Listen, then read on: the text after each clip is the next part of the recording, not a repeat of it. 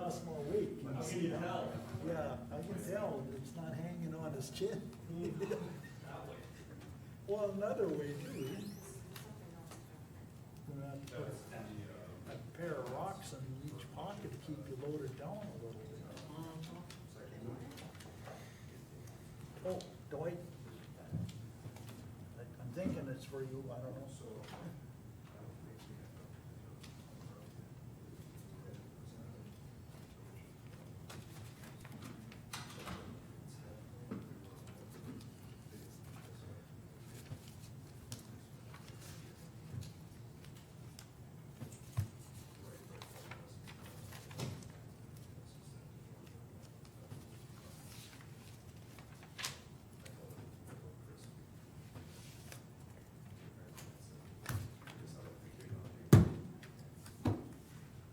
Here. I'll put my arm there, he'll get there, come on. I think I knocked him a little bit. Oh, he's taking off. Stupid. He's taking off. He's finding a sweeter blood. They love me greatly. God, the other day, had short sleeve shirt, 6'7", sucking blood, mosquitoes. Oh, just nuts.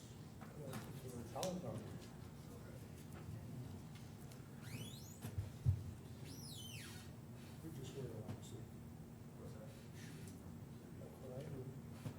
Usually wear some old military shirts, you know, a little tougher.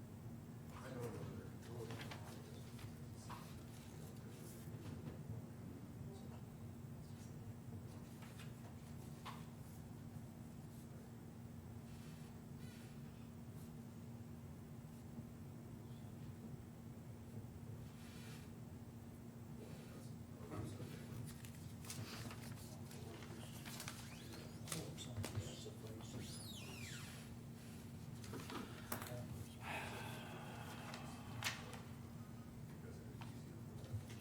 Jerking the chain wheel. And the curve.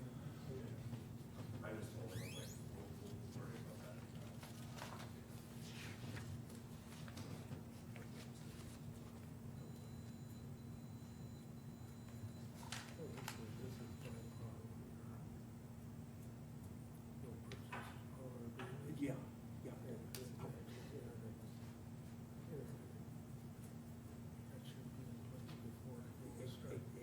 Exactly, that's kind of a must.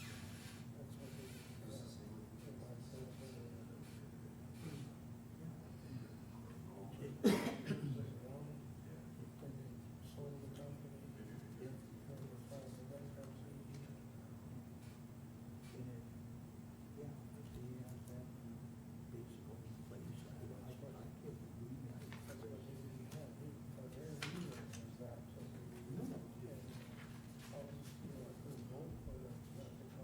Where's the Right. chairman? Looks like we're ready to go.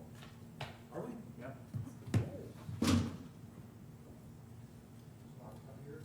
No, you're vice chairman.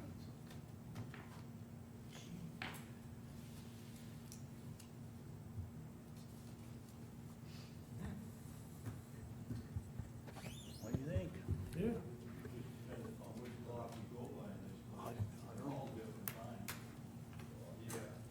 Yeah, did I shut this off? I did. What do you got doing? 8:59. 8:59. Okay, give him 1 minute.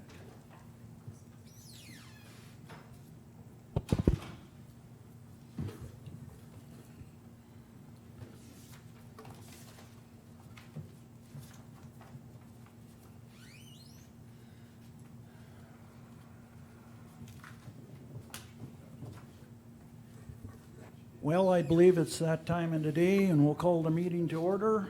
And we have the agenda before us. Is there any additions to the agenda? I would like to take the sheriff off for this meeting and schedule it for the next meeting. Down on the bottom? Yep, Okay. I think we got enough to go over today. Yeah. And it's not just for my my benefit, I think it's for everybody's benefit. Darby needs a few minutes, she's got something to do with the NACO convention, since it's been canceled. Okay. So just NACO convention, she'll come and explain it. Okay, Darby, right? Any other additions? Any other additions? Mr. Chairman, I move to approve with those additions. I have a motion on the floor to approve the agenda with the addition of Darby. Seconded. I have a second by Dwayne. Any other discussion? Any other discussion on the motion? Hearing none, we'll vote. Aye. Dwayne, Aye. Dwight, Nay. and I'll vote aye, and motion carried. I'm used to our other meeting that it's roll call. Okay, now we have the minutes from July 1 regular meeting.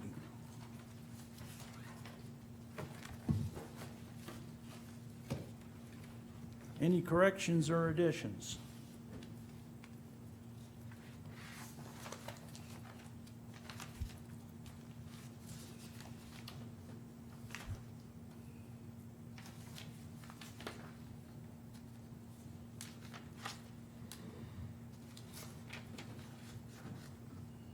Well, there are none. I'll make a motion to approve the minutes of July 1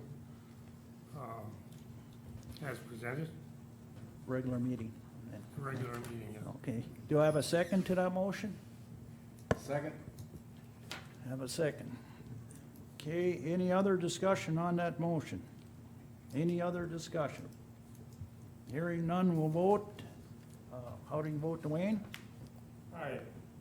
Merlin? Aye. Dwight? Nay.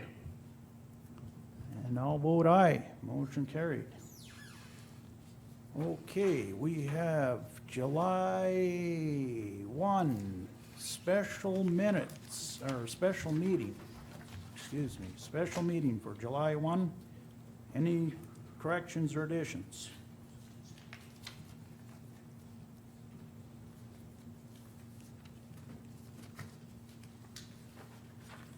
Good morning. Good morning. Special meeting, or special minutes, special meeting minutes for July 1. Any corrections or additions? I have none. Okay. Dwight? Okay, do I have a motion to accept the minutes as presented? So moved? I have a motion. Do I have a second? I'll second that. I have a motion and a second. Any other discussion on the motion on the floor? Any other discussion? Hearing none, we'll vote. All in, oops, sorry again. How do you vote, Dwayne? Aye. Or was it Merlin? that- Either way. Okay. You're doing fine. Aye. Merlin? Dwight? Aye. Marv? Aye. And I'll vote aye. I guess I forgot to vote last time. No, you did. Okay. And the minutes are approved. And we have our chair back, and I will turn the meeting over to the chair. Thank you, Thank- Wayne. Thank And you. apologize for being a little late. That's all right. We're doing fine. I was here earlier, but I had to go take care of some advisory information. Okay, the next thing on our agenda is to approve and review bills. You guys all got the updated one, right? I just want to make sure. Total of $102,254.95. Correct. Okay.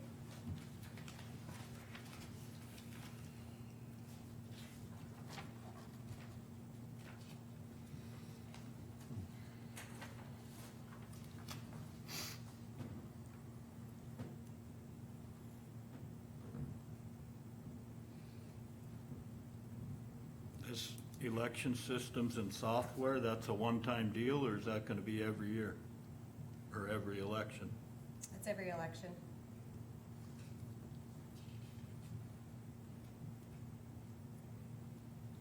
And I believe I'm waiting for one more bill, but I can't remember what it is. Looks to me like polling places would be cheaper, especially since there's people that would volunteer to be judges. We can't be volunteer, we have to pay them. Huh? We have to pay them, they're employees. They can volunteer.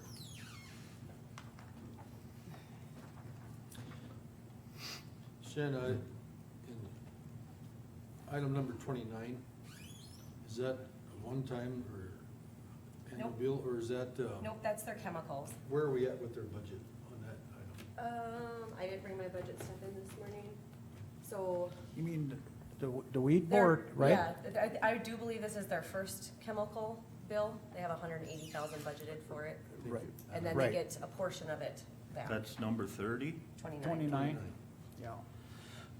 So, well within Number budget. 30 on mine. Oh, Well, Oh, there's two no, farmers. You're union. right. okay.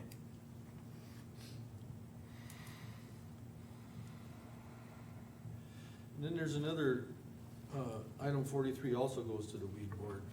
That's fuel. They use their Okay. tank down there to fuel up their vehicles. Can I take it too? You can, but we're gonna bill you for it. Oh, okay, darn it. If you don't tell anybody. Oh, no. Don't Ken worry. won't let that happen. I wouldn't do that. Too nervous to steal, too lazy to work. There's cameras sitting there. Okay. Yeah. Just take 1 or 2 more minutes to walk through this list. What's the difference between 43 and 51?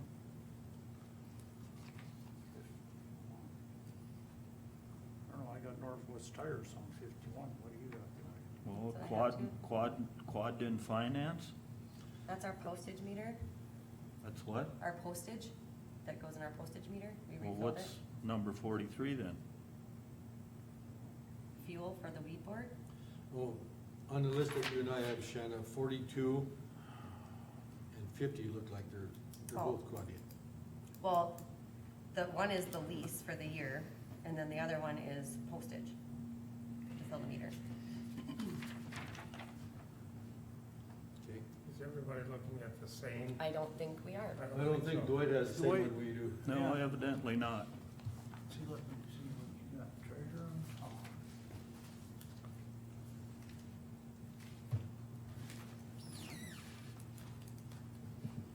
Do you want me to get you a copy?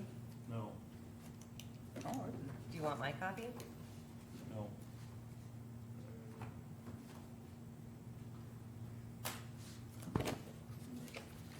yeah, he's missing this revised section in the bottom here. Okay, we'll still take a couple more minutes here, and then we'll see if anybody else has any questions. Or I can go down the list for the time being. Merlin, do you have any further questions on the bills? Nope. Dwayne? No. Wayne? I don't see none, no. Okay. And I don't have any further questions either, so just one more person.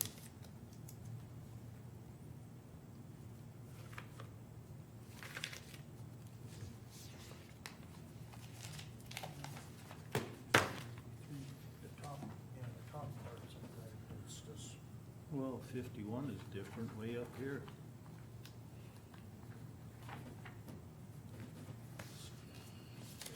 Here, hand this down, and that's, I have another copy, so. okay, there we go. Try this one.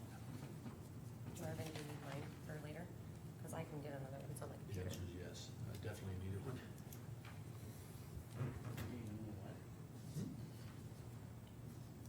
We move this to the next meeting, What? Okay, the sheriff deal. Oh, yeah, And then, we had, Oh, she yeah. wants to talk about the NACO stuff. the NACO convention. okay. Do you have any further questions, or any more? We have a few minutes yet. Let me see your, what you just did there, let me see the agenda revision.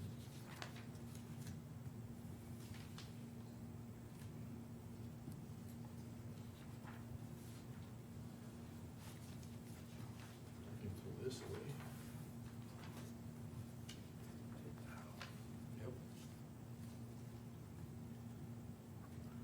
Well, mine starts on line 8 instead of line 7, like everybody else's does.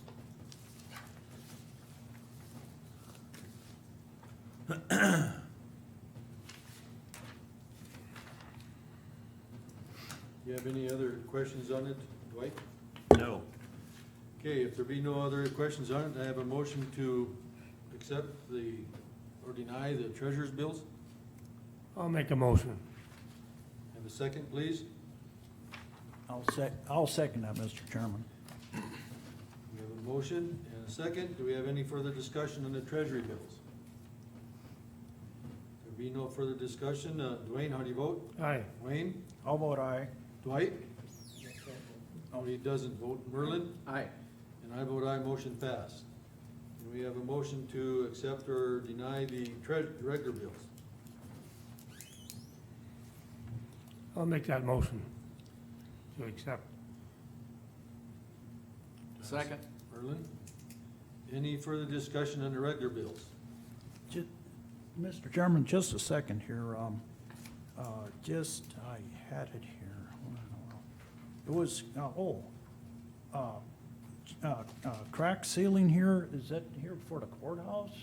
Is it Jeepers Sweepers? Yeah, Yep, that's our lot here. yep, and the north and the south parking lot. Okay, okay. When did you do that approximately? May 7th? Okay, okay. I thought we, Was beginning of May. Yep. this is the Okay. first time this outfit's done it, isn't it? Nope, that's usually who Jim hires. Okay. Okay, that answers what I. So we don't even make use of our own oil? No, we don't, not, this I don't is, know how it this is a works. little different product they're using here, it's more of a rubber-based product than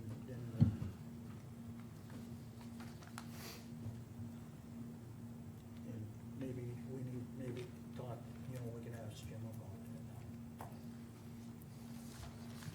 Okay, sorry, Mr. Chairman, thanks. Can't be sorry for asking questions, that's what we're here for. Is there any further discussion on the regular bills? Okay, Dwayne, how do you vote? Aye. Merlin? Aye. Wayne? How about I? Dwight? Nope, can't do her. And I vote aye, motion passed.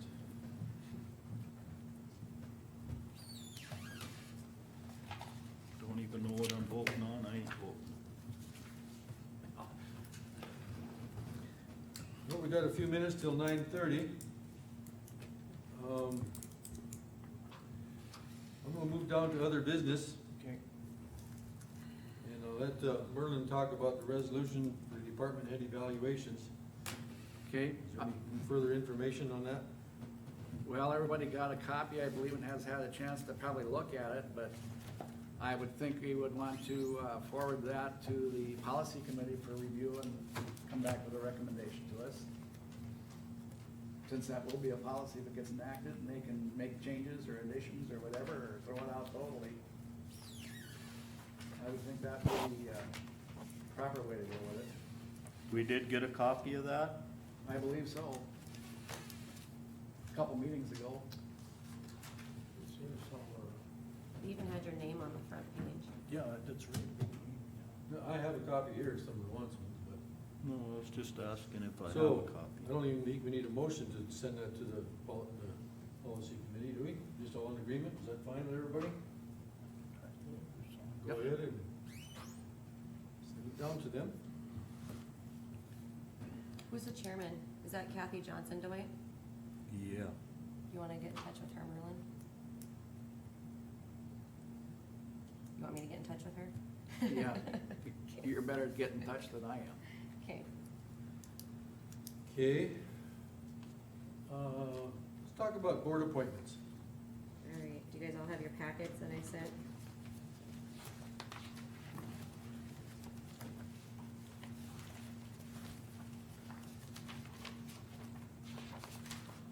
And then I added, you should have had in your pile a couple more applications yesterday. Okay. We start at the top. The library board, there's one vacant, unexpired term that goes until June 30th of 2022. I did not receive an application for that. How many are on that library board supposedly, if it was full? I think it's 9, is that right?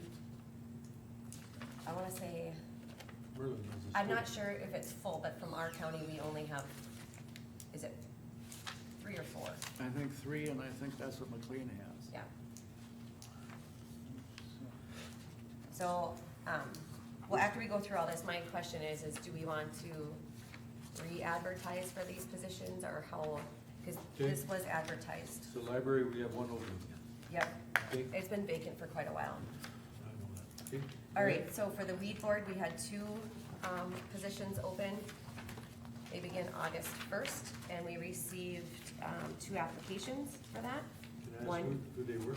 yep, one from Fred Stern and one from Jamie Basons. And Jamie is currently holding a position on there now. And Fred is a new applicant. Mr. Chairman, I move for the appointment of Jamie Basons and Fred Stern to the weed board. Who is, oh, Lyle Cargis was expired. oh, As of August 1st, he will be. So there's Loyal, 2 sorry. openings, Yep. Loyal. Oh, boy. Loyal Clark. Okay, we have a motion on the tape to accept the 2 applicants. Do we have a second?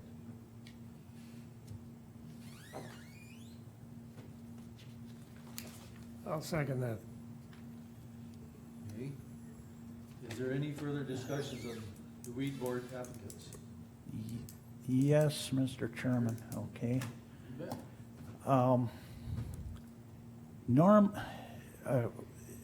Normally how does, they kinda did this is kinda somewhat in a district side, and I didn't know that Loyal was up, but, Bob Berger was the other, longtime member from over in this corner here. And, so this might kind of somewhat disrupt the apple cart because we won't have really representation over in this Stanton to Hazen area.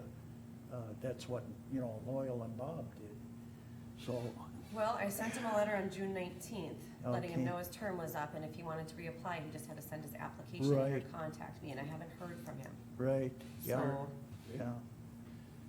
So I'm not sure, how how and it was that, advertised in the paper too for 2 weeks. Okay.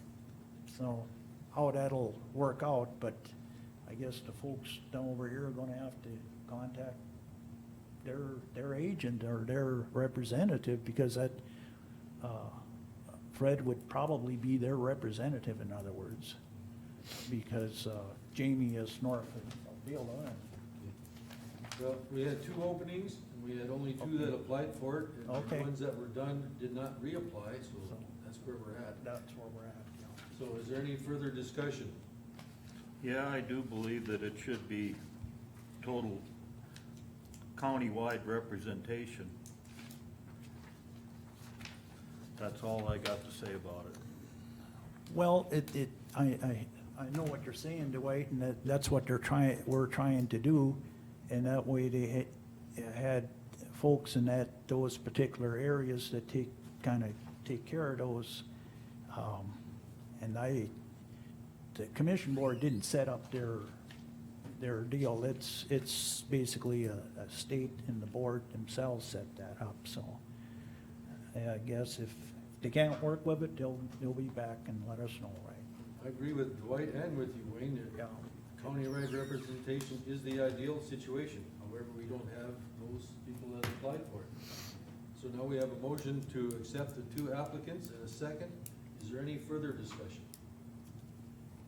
There being no further discussion, Merlin, how do you vote? Aye. Dwayne? Aye. Dwight? Nay. Wayne? I'll vote aye. And I vote aye. Motion passed. All right, the next one is the Mercer County Planning and Zoning Board. There are 3 expired positions and 1 vacant position that is in effect until June 30th, 2022. And I received 2 applications. one from Rick Scheid and one from Mike Esslinger. And I do believe that Gerald Pischel had expressed that he would not be reapplying to be on the board. I'll make a motion to appoint Rick Scheid and Mike Esslinger to the Planning and Zoning Board. I'll second that. We have a motion to accept the two applicants, Rick and Mike, to the Mercer County Planning Zone Board. Is there any further discussion? Any further discussion? Dwight, how do you vote? Aye. Dwayne? Aye. Wayne? Aye. Merlin? Aye. I vote aye, motion passed. All right, and then we have 2 terms on the Mercer County Housing Authority. Those are 5-year terms. Jeff Giggleman and Marvin Sutheimer were up for, their appointments were complete, and Marvin Sutheimer did reapply for that. And that was the only application I received on that one. So if we accept it, we'd still be one short? Yep, we'll be vacant one seat on the Housing Authority. I'll make a motion to accept Marvin Sutheimer's application for housing. Do we have a second? I'll second that, Mr. Chairman. We have a motion and a second to accept Marv Sutheimer to the Mercer County Housing Authority. Is there any further discussion? Any further discussion? Dwight? Aye. Wayne? I'll vote aye. Dwayne? Aye. Merlin? Aye. I vote aye, motion passed. And then the last one is the Mercer County Policy Committee. That's a 2-year term. Jen Newmiller, Dwight Berger, and Rachel Grimm had all expired in June. And I received 1 application from Kevin Hoozle for that committee. And please remember that there does need to be 1 commissioner on there, but I didn't receive an application from any of you. Who is this Kevin? He is from the Highway Department. Okay. I'll make a motion to accept Kevin Hazel's application to the policy committee. Rachel didn't reapply, right? Nope.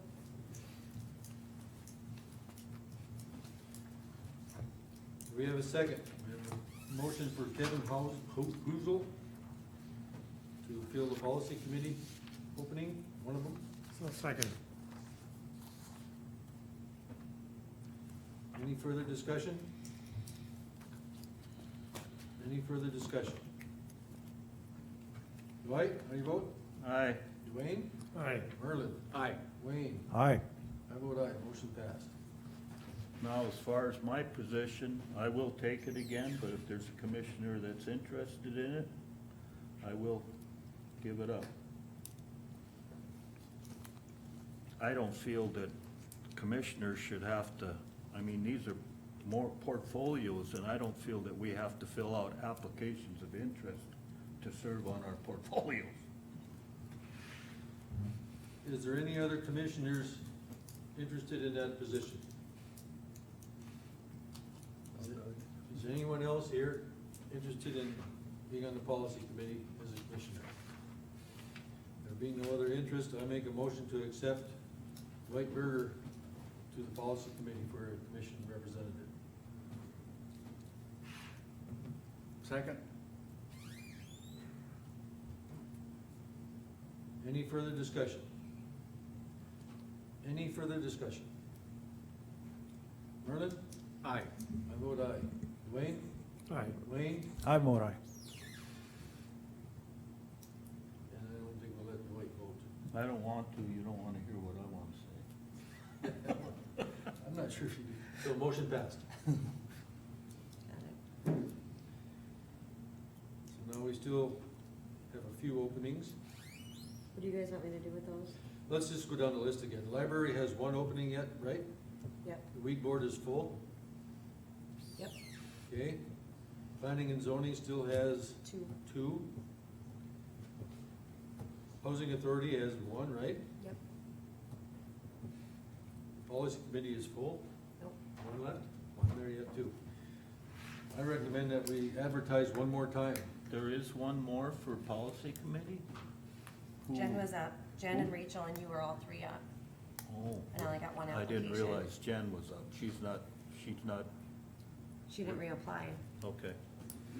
So I'll make a recommendation that we re-advertise one more time. Does anybody have any other? Well, there thoughts? was, Heather expressed interest in the policy committee, but she, didn't make the deadline.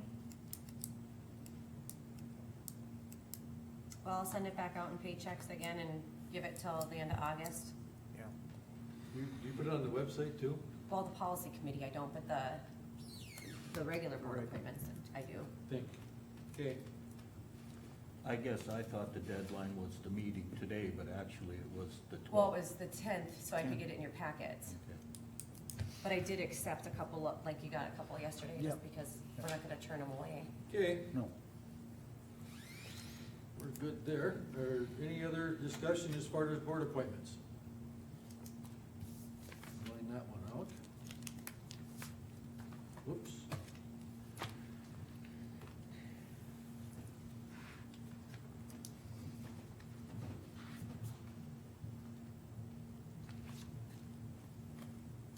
Raffle permit. I have two of them for the Dakota Walleye Classic. They're both for that? Yep, and they're both for 50/50 raffles. One is for the Beulah Little People Preschool, and I received their permit fee, and the other one is for the Beulah Quarterback Club. And we received their permit fee as well. And what is the connection with the Dakota Walleye Classic? They just go out there and sell their 50/50 raffle tickets, I suppose, to fundraise for those clubs. That's where they do their, Yep, yep. I'll make a motion to approve, we'll do one at a time, 2020-1. Do we have a second? I'll second. Any further discussion? No further discussion, Dwight, how do you vote? Aye. Dwayne? Aye. Merlin? Aye. Wayne? Aye. I vote aye, motion passed. Now, we can do the same thing with the second one. You made a motion? I'll make a motion. I'll second it. Any further discussion? Dwight, how do you vote? Aye. Dwayne? Aye. Merlin? Aye. Wayne? All vote aye. I vote aye, motion passed. Who seconded that? Aye. Dwayne. Thanks.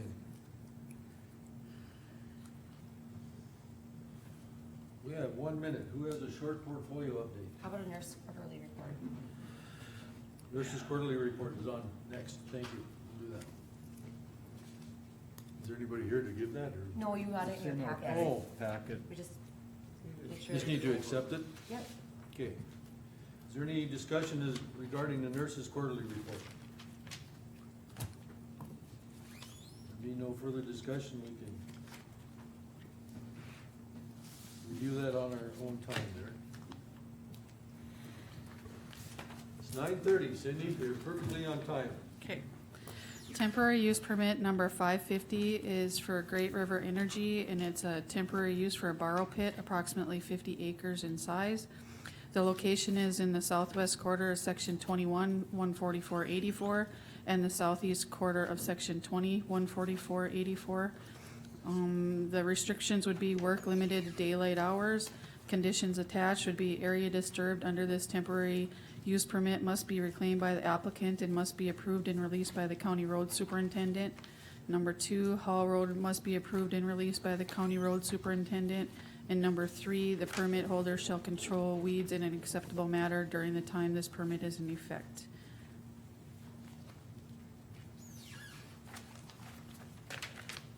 Good morning.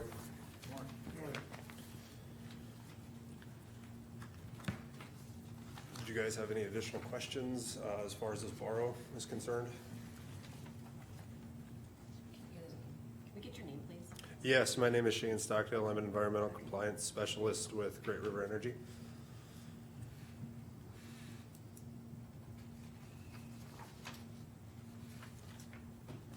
Now, this one parcel I'd already visited with Wade is below the hill, Yep. and that's kinda on the hillside. Is that a concern? The 10-acre patch, is that the one you're referring to? We don't believe it is. We've done test pits in that area. They've revealed, similar to what the area on the north side of that diversion ditch had I'm showed. talking as far as erosion. Erosion, no, we will have our contractor set up the appropriate silt fence, straw wattles, things of that nature, and address it as any would present itself, but we don't believe that it is a concern at all. Is there, see, I was kind of surprised with the first one. It seems that there is no government agency that watches over this. So 10 years down the road, when Great River Energy's gone and that field is washed out, who's gonna be responsible for it? Well, Great River Energy would still own the property, and whoever the leaseholder would be at that time would be, I would assume would take care of it, whether it's hay or if they turn it into a cropland, they would manage it to whatever extent they would like to manage that. And the second one is up on the hill. Correct. That's a section line road and it's not very good shape, and the visibility on that road is horrible because it goes around the curve and up the hill. I'm really concerned about safety on that road. Right, and Not only that's- for yourselves, but for the public too. 'cause Correct, it's a section yeah, line and road. that's one of the topics of discussion that we're going to have with our contractor. Currently, there are 2 potential haul route paths that we'd like to discuss with them.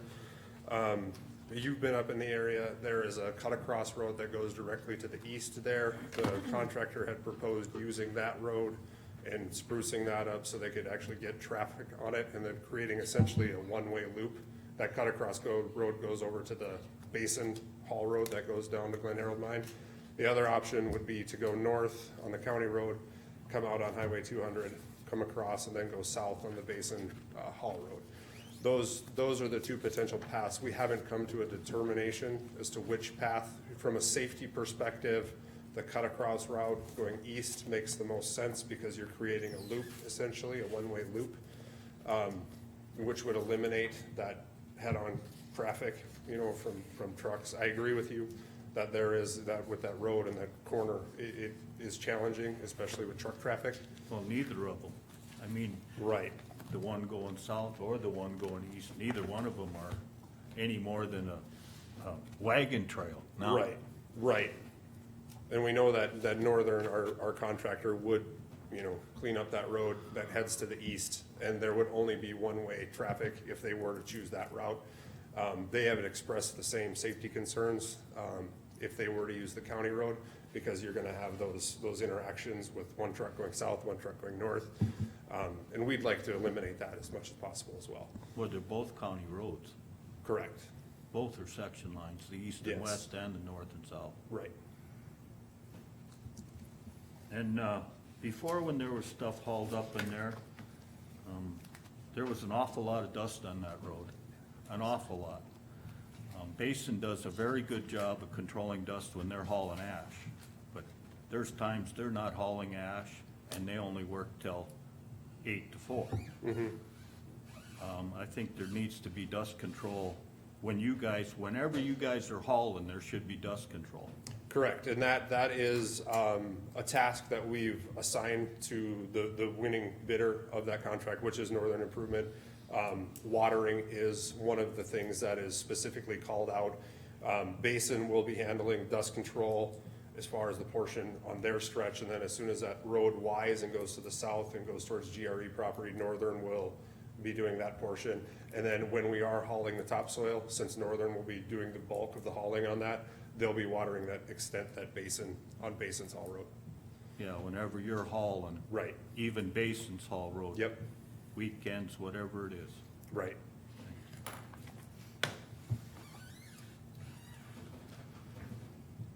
Do we have a motion to accept or deny use permit number 550? I move to approve.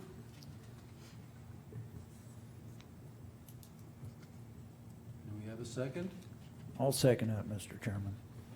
Is there any further discussion? Any further discussion? I think the part about watering needs to be in a condition, or I would like to see it in the condition. Not only the section line roads, but Basin Hall roads whenever they're in operation. Yeah, or dust control, some type of dust control measures, however do you wanna use for their dust control, it's up to them, right? Well, that'll be good. That's music to, and as an environmental person, that's music to our ears because that's one of the things that we harp on our contractors about all the time, so. So I don't know how you want. Merlin, you wanna rescind your motion so we can have a new motion with that information included? Well, Well, I can amend my motion to include that. well, one of the conditions is the Hall Road agreement that still needs to be executed, so it could be incorporated into that, Right. since Ken will be the one But it dealing can with road issues. specifically be stated that GRE will be responsible for watering the roads when they're hauled. And certainly, yep, that can be incorporated into that, yep. We have a motion to accept it as it was originally stated. Now we've had a couple more statements, so the original motion. But actually, what she's saying is those conditional be on Ken's Hall Road, not this. Right, Right. right. Okay, that would work. I didn't catch that. Is there any further discussion on temporary use permit 550? Merlin? Aye. Wayne? Aye.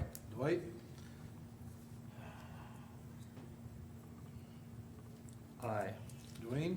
Aye. And I vote aye, motion passed. And Cindy, you'll let Ken know. Thank you. You will. You gotta redo this, you need us as the chairman. Oh, yeah. Oh, Just pass that. You can line it out and put it, type You my you name. didn't do that, so Doesn't matter, move on to the next one. okay, temporary use permit number 551 is for Coteau Properties. It's a temporary use for drill testing holes for coal exploration and monitoring well installation.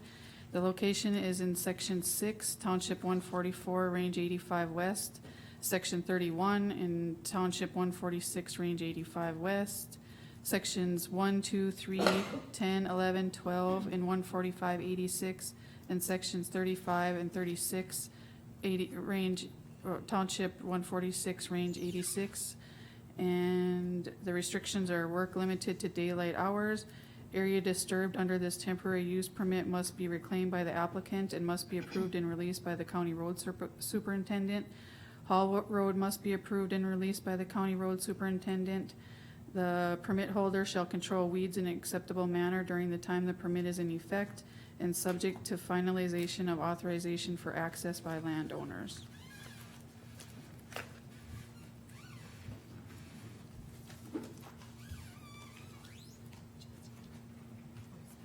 Do you want it on here? Okay. Riley, right? Roger Riley. Holy smokes, 2 meetings in a row.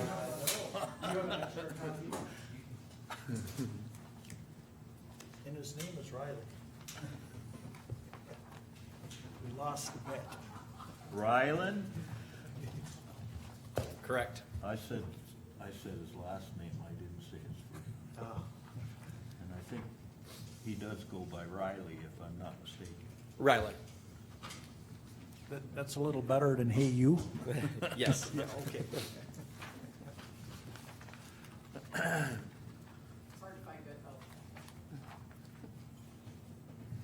You're talking about the easel again? Right, or the assembler, I don't know. You need to We'll use just set that, it there.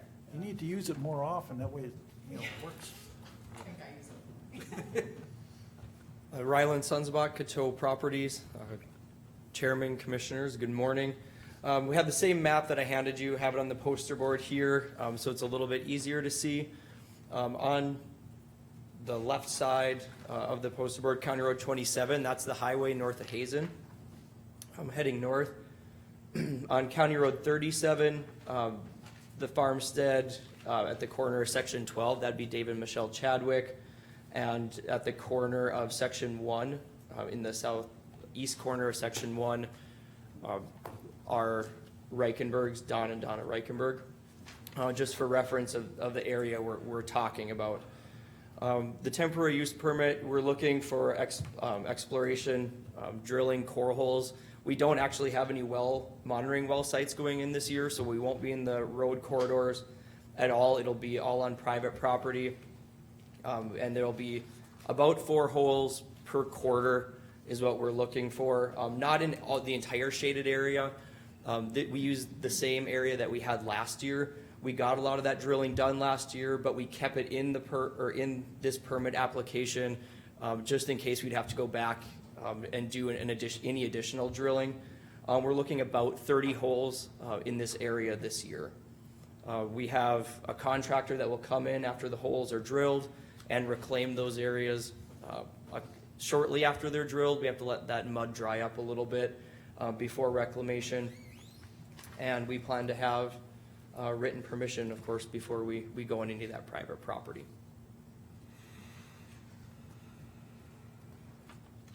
Now, is any of those holes drilled on the county right of way or section line? I believe I heard you say it's on personal property, right? Correct. Yep. There are no well monitoring sites this year. They're all core holes, and those will be outside of the county right away on private property. Okay, all righty. So does this mean that you're thinking about going east of 27 again? We're looking into it. Correct. Yep. We're looking at overburden samples and the coal quality there.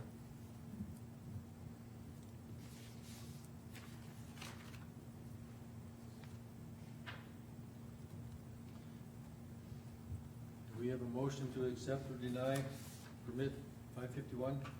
I'll make that motion. Which way? Accept or deny? Accept. Thank you. I'll second that.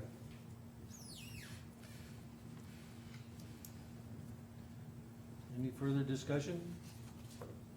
Any further discussion? Our motion is to accept temporary use permit 551. Dwight, how do you vote? Aye. Dwayne? Aye. Merlin? Aye. Wayne? I'll vote aye. I vote aye. Motion passed. Thank you. Thank you. I'll go fix that name and Okay. Okay, Cindy, there's some more pictures. Thanks for coming in. That's the ones of yesterday. And you guys always do a good presentation. It's easy to follow. I like visual aids. Yeah. Mm-hmm.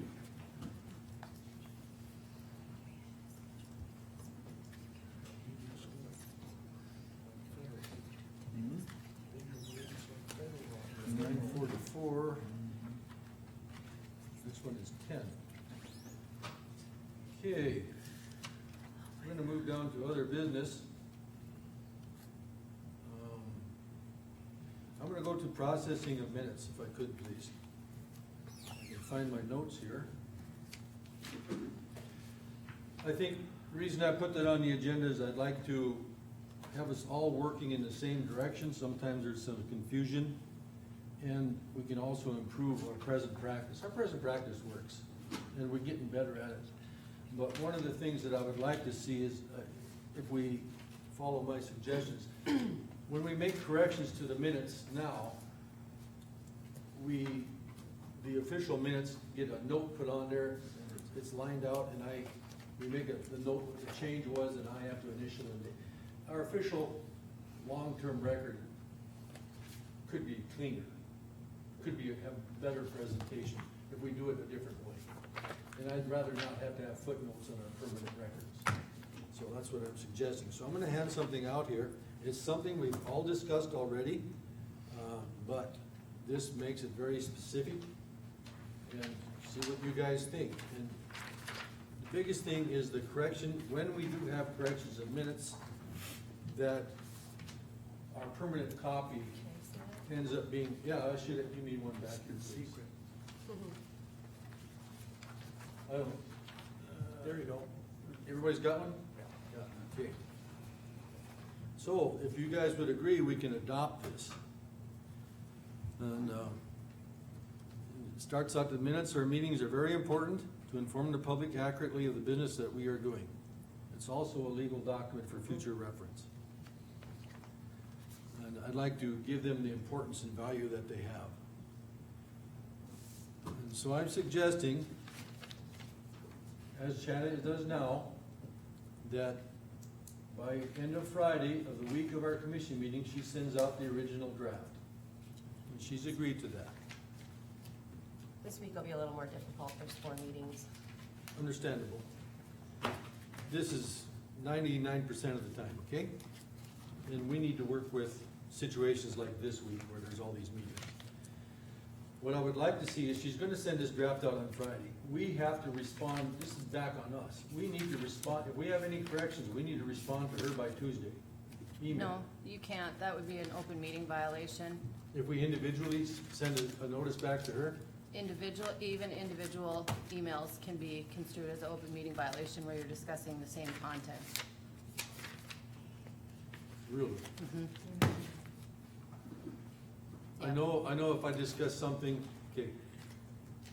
If I Let's change- discuss something with Merlin, I don't discuss it with Wayne or Dwayne, that would be a violation. I totally agree, completely. Yeah. Sending information back to our secretary to update the document. It isn't to the other commission meetings, they're not privy to that, Right. so how is that the violation? A series of emails still can be construed as a meeting where it relates to public business. Now, she presents the minutes to you guys, and it's at the next meeting then where those amendments come through with all of you.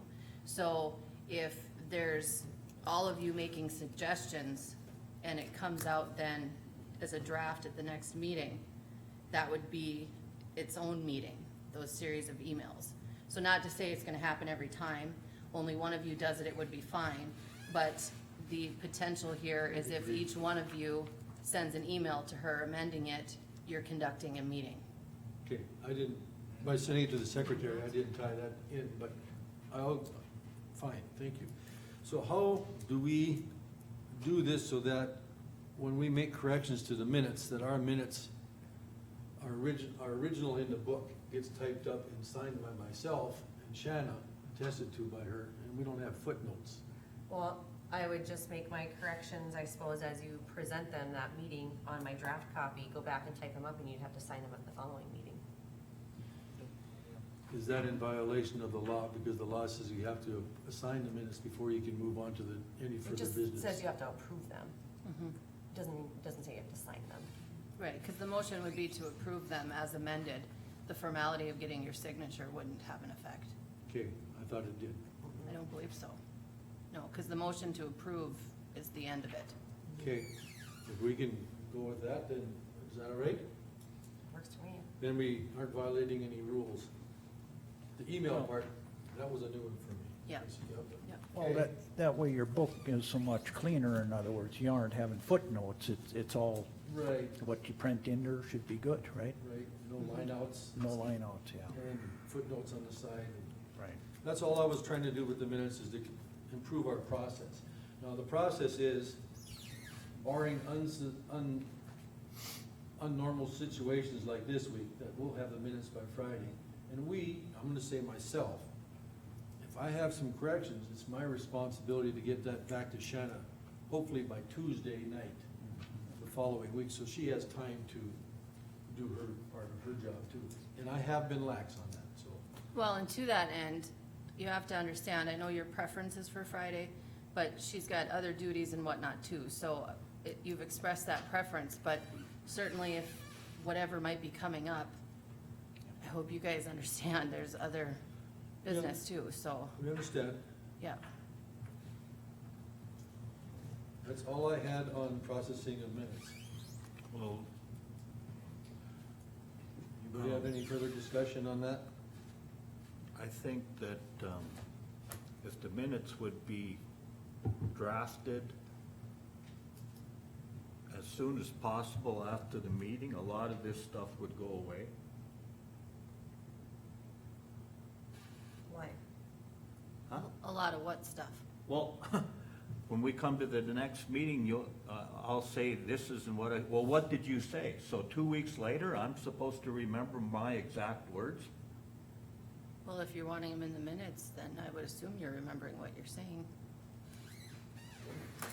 I make a motion that we adopt this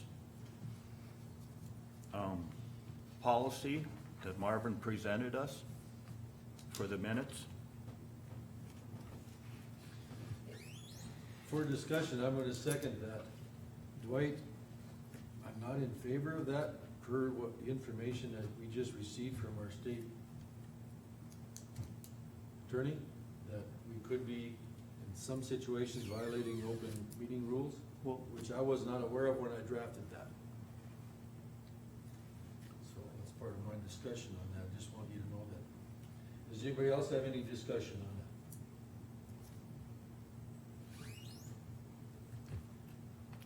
When I drafted that, I never knew the email part to the secretary. To you guys, I understand, and I honor that very strictly. If I discuss something with one person, I can't discuss it with another, email or phone or anyway. I understand that. To the secretary, I was just clarifying that it's a new piece of information. Okay, so we have a motion and a second to adopt. Dwight, how do you vote? Aye. I vote nay. Dwayne? No. Wayne? No, Merlin? Nay. Okay.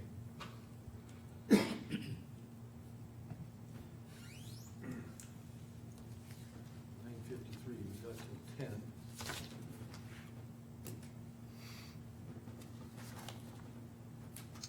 Darby's not here.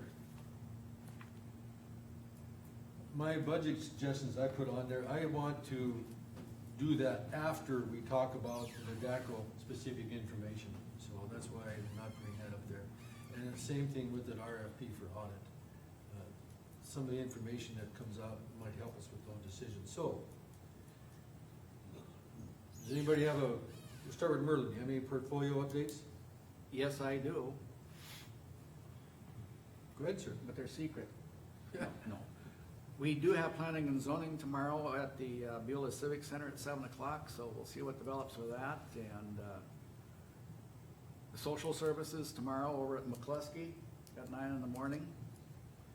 So it'll be a back and forth day for Wayne and I, but, you know, he's prepared for that. And anything earth-shattering, we will report back to you, of course. We had our library board meeting a week or so ago and did budget. And we'll be talking about that. I believe that's on the agenda for tomorrow. And really, that was the main topic of the evening. So, those three areas I have, and that's the information I have. That's it for that, Mr. Chairman, for me. Thank you. Dwayne? Nothing to report on the landfill. The ambulance, next ambulance meeting will be Monday, July 27th at 6 PM in Hazen. That's it. Wayne? we had, airport meeting last night. You got the agenda, or the budget before you. So we did that 10% reduction and hopefully got everything there in line. We had a contract yet with our taxiway. The final was signed last night, and we'll be able to pay those quantities out, and that is supposedly a done deal. Finally done with that. We had weed board meeting the other night. As you seen, the chemical bill here, it was kind of, chemicals were moving kind of on the slow side, but well, by golly, we finally got, good Lord gave us rain, so we got weeds to, so they reordered. So if those in the public that need chemical, they contact Cenex up there, and we're still within budget, and that's what we intend to do, so I think that's it. Mr. Chairman, Go ahead, I Wayne. hope your feet don't hurt, but I keep stepping on your toes here because actually you're the portfolio holder for our social services, so I guess I give you a report and you're supposed to do it, so hopefully your toes don't hurt, I won't step on them anymore. Yeah. But one thing I forgot is I We think, got social service tomorrow, yeah. yeah, okay. I think for next month that we're looking at having our meeting here in Yeah. Stanton, so whether we need to have it in here or if we can have it over there, you can take care of that. It possibly might, we'll talk with Shannon or with Jim. I think we might want to get in a little larger area here. That's what I was thinking too, was over here, right? What day is that? I'd have to- That'd be the week after our next regular meeting. Week of Commission August meeting. 10th? So August 13th, that Thursday? Could be, I took the darn calendar out. Yeah, let's see, our August, 20th, 20, or, Yeah, it should be open. because I believe our commission meeting would be on the. 19th? 19th. Yep. Yeah, so it'll be the day after that. Yep. Unless you have hearings or something going on or whatever. 20th. the 20th is today, yeah. I don't think so. Okay, so that should work then. We'll let them know. Okay. Thank you. I can't be all over, Merlin, that's why you're I here. thought you could. You're pretty slick. Yeah. Anything else to report, Wayne? No, I believe I'm done. Dwight? Water board meeting last Thursday, the budget has been taken care, or is done. Fair board meeting was last night, and I didn't make it, so that's all I got.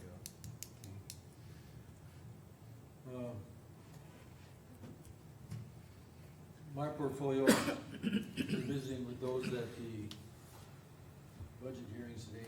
I did make a couple checks this week.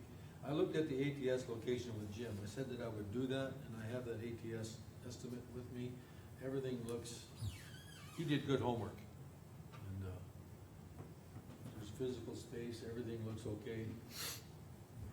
I don't have any concerns with it whatsoever to proceed if we want to, so I think we should put that, I wish I would've thought of it, we should have had it on our agenda to this meeting, but please add that switch on our next agenda meeting. And then, we'll cover more of this with Beaver Brinkman here. Did have a visit with him, and Craig asked him up at the extension office about the lease, and that's coming up farther along on our agenda. That's all I have for portfolios.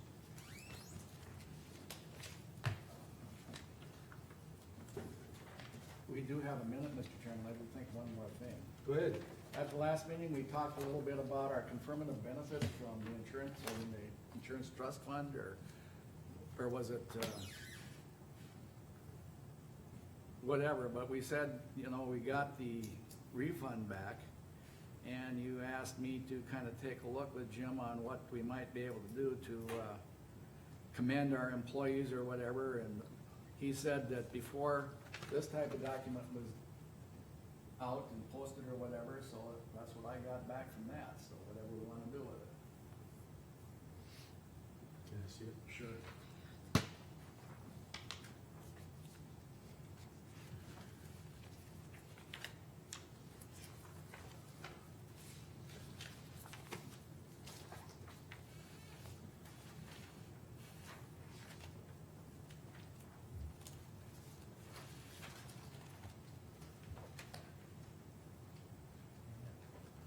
Does anyone have any objection or comments about posting that?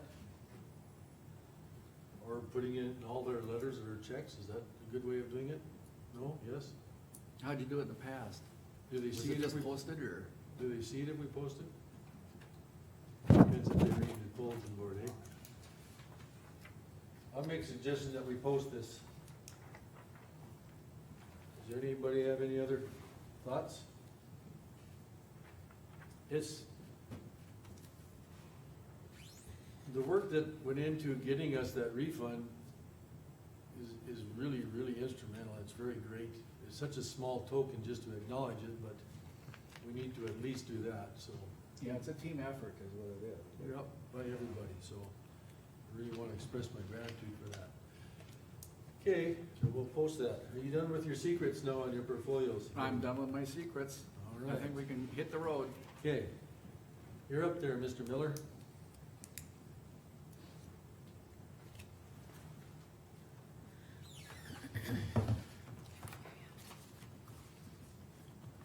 Morning. County 21 Coteau Shovel Crossing is scheduled for August 4th around 9 o'clock that morning.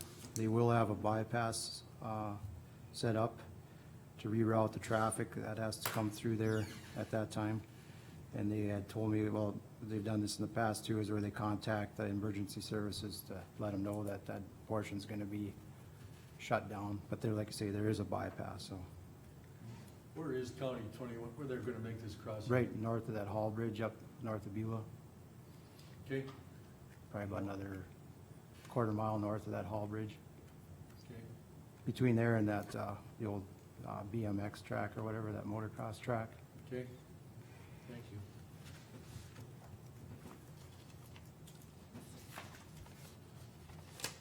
Is there any discussion on that crossing? You got everything covered there, right? Yep. Hopefully it don't rain the night before. No, they're pretty good to work with, so. Well, they've done a good job. I mean, this isn't the first time it's No. happened. They do a good job. They get the road open back up as soon as possible. I don't see any issues with it. Okay. Your next item, Curtis Seiler? Jessica, he did that right, I mean, Curtis Seiler, that sections 8 and 9, I mean, it's just a matter of doing the formal to close it, right? Right, we need to set the hearing. If you'll recall, we got that petition in. It wasn't clear as to exactly what he was requesting, so we did clarify it with him. It is the south half of the section line between sections 8 and 9. So that's what we would be putting in our notice, so we need to set for public hearing. South half between sections 8 and 9. Yep. Township The 144. way I That whole- understand it, it goes through his yard, goes over the railroad tracks, and then it's the river. Well, the river's a little bit further north. You That's can't, that's right, the section he wants to close. The river would be the, right, for the south half. But I can't get it in the paper until the 23rd. Correct. Yep. Yep. August as soon as 19th. we can do it.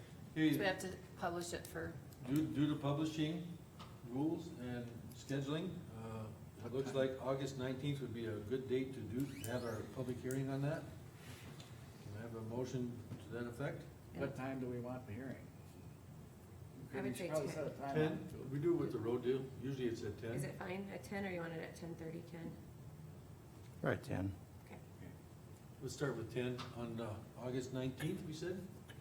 Okay, Mr. Chairman, that's my motion, that we set the hearing for petition to close the section line between sections 8 and 9, Township 144 North, at Does it need to say 1 AM on August, 10 a.m. advertise? 10 AM? yes. no, Okay. that's for some. August 19th. We have a motion, do we also have a second? I'll second it. Any further discussion? Any further discussion? Merlin, how do you vote? Aye. Dwight? Aye. Wayne? Aye. Wayne? How vote aye? I vote aye, motion passed. Next thing is an update on the Ziegler approach. I don't know if it was in May or, June 29th was the day that Mark was supposed to get, or put that approach back to its original state, and it has not been put back to the original state. I do have several pictures, I don't know if you wanna put them up there, Jessica? Sure. We can Did go you say through June these. 29th, Ken? Yeah.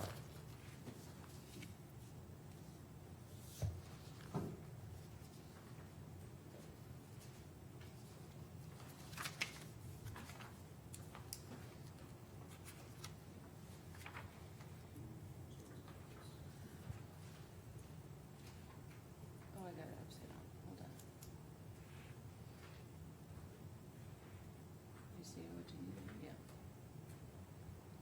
Okay. The resident, this is Hazen Bay Road, the blacktop road going up to Hazen Bay. This is Dave Kitson's residence, and this is Mark's over here. They share this access road up to this approach. This is what's in question right here, is how this is coming in to this approach. We had talked about, when it was over the phone, that you getting that Wi-Fi here, is it's gonna be one single residence, is he gonna zone it to 4 or 5 residents? We don't know that yet. My concern is how many people are gonna be coming off this road when you got residents coming from here? And Mark had said last time, there is a school bus that comes there, you're gonna have people coming from here, I don't know how many, are we gonna have a collision right there? I had approved an approach further to the north up here. He has yet to actually put his petition in for it, but he had it marked where he wanted it, it would work. But I have other pictures there too that show. Well, and to be clear, the encroachment is now here, right? Where the Right. trees are. Right. The approved approach ended here at the line. It's now extended beyond past those trees. So that is what the encroachment would be, and I think he's got pictures of it. But you can see distinctly where the line is. So the issue is in here. And those trees are out on that north side, but that's. This is a Google map picture from Hazen Bay Road looking east. On the original road. Correct, yep. These are the this- trees. Yeah, you can see the tree there, them are removed now, and you can see, you know, the inslopes where the culverts are, that on this right side there, that little tree, now a little bit bigger one, that's gotta come out there, but that's still there. Now what I'm showing is just the slope of the ditch, of what its original state, prior to what's there now. Occurred.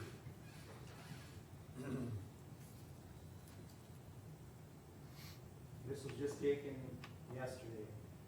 You can see, I don't know what his intentions are up on the top there, that's on private property, but, that access road, right to the left of the gate there, is where that, when you look at the aerial photo, this is coming, he's using this to come up into here, so right here. And then the ditch in here is where it's been, hasn't been put back to that original state. Mr. Chairman, then Ken, the school bus would come out to the right? On that, right. It in comes between the here. gates there. The Okay. fence is not deep. Leave that, Jessica, leave that up for. So I don't know, the school district's got a problem with that, but I don't know yet. could be a issue. I want the commissioners also to note, look on the left side of the picture, how wide that approach is, and if you look at the other picture, that has been, that whole approach has been widened out. Yeah, he's got more. So is that road, the one on the left, is that a new road that he's put in, or were there always the two There was roads? a prairie trail, you can see that on that aerial photo. But it's been improved? Further developed. By himself. Right. It's just been a trail road for, Right, you can see on this one that he put up before, there's been a trail in here. Yeah. Yep, but now you can see here, it's been further developed. This one shows from the north looking south, that, where I was telling you those trees are, them are now removed. It's grassed in real nice, but I'll show you the next picture, and you can see how wide that is, because I'm standing right off the shoulder of the Hazen Bay Road, looking towards the southeast, towards Dave Kitson's residence there. You can see the So fences. this is all infill, is what you're Correct, saying. but All this is where the infill came from, which I'm not happy with. This is further down the ditch on our back slope. He went and took the grass and cut that open, and that was yesterday's picture, and put the grass up there on the, where he had opened that up. So now we got an open ditch there. I don't know if his intentions are to put black dirt back in there and reseed it and put erosion control factors in there. I would like to address that today, because it could lead to a problem down the road here with erosion. So it, Yep. so, It's right to the north of the approach of where. Yep. so now it isn't just the extension of the approach, there's damage further down into the ditch? Because he took that, he cut that, the sod out of there to put up on where the approach is that he had opened up. that's our right of way. Correct. No, that's not. And then this is the road coming in off that approach. Right where that wooden stake is right here, I had contacted Dave Kitson, I told him twice, you take a wheel and you come back. There's supposed to be a property pin right here, but they can't find it, but from the the center of the road to right there is the end of the county right of way. So technically, then his fence is in the right of way. He has yet to remove it, but, Kids, is that kids in? It's about 3 feet, right? right, yeah. Okay. So, I mean, it hasn't been put back to its original state. Now we got that sod that's cut out further up the ditch there. We got it's open there, it's a Kennedy Road. I'd like to have that addressed on what we can do or what needs to be done there. And where we go forward, because June 29th was the day that it was supposed to be back to its original state. Mr. Chairman, Jessica, what are our options? Well, if you'll recall, when we talked about this previously, Ken was gonna attempt to work this out directly with Mark in hopes that we wouldn't have to have any further intervention by the board.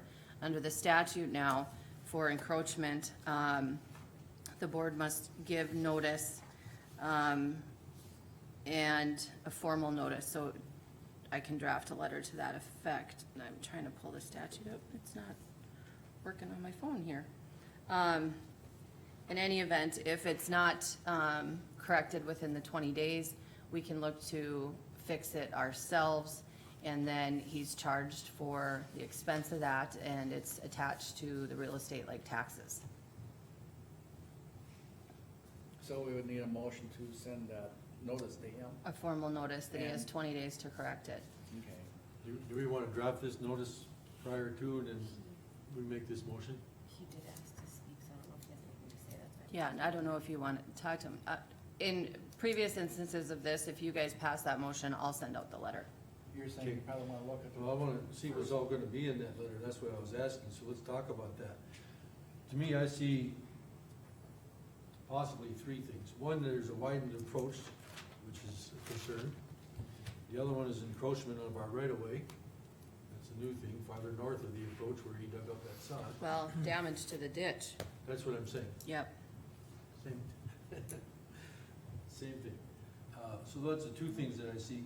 The other one I want to discuss here is that little trail that used to be there was never intended for that to be a main road on this approach. This was a private, almost a private approach. It was a small approach. It wasn't designed to have another road come into it right at that Y.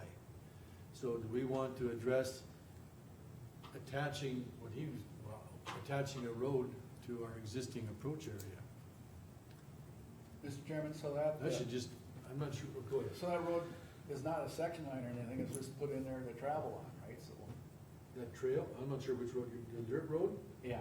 I'll He just take did it. that so he could drive onto his development without creating another approach down the line. So it's just a put-in road. Well, it's private land, so, you know, we don't have a lot in respect to that. The issue is where it meets to our county right-of-way. And, so that, the path itself here,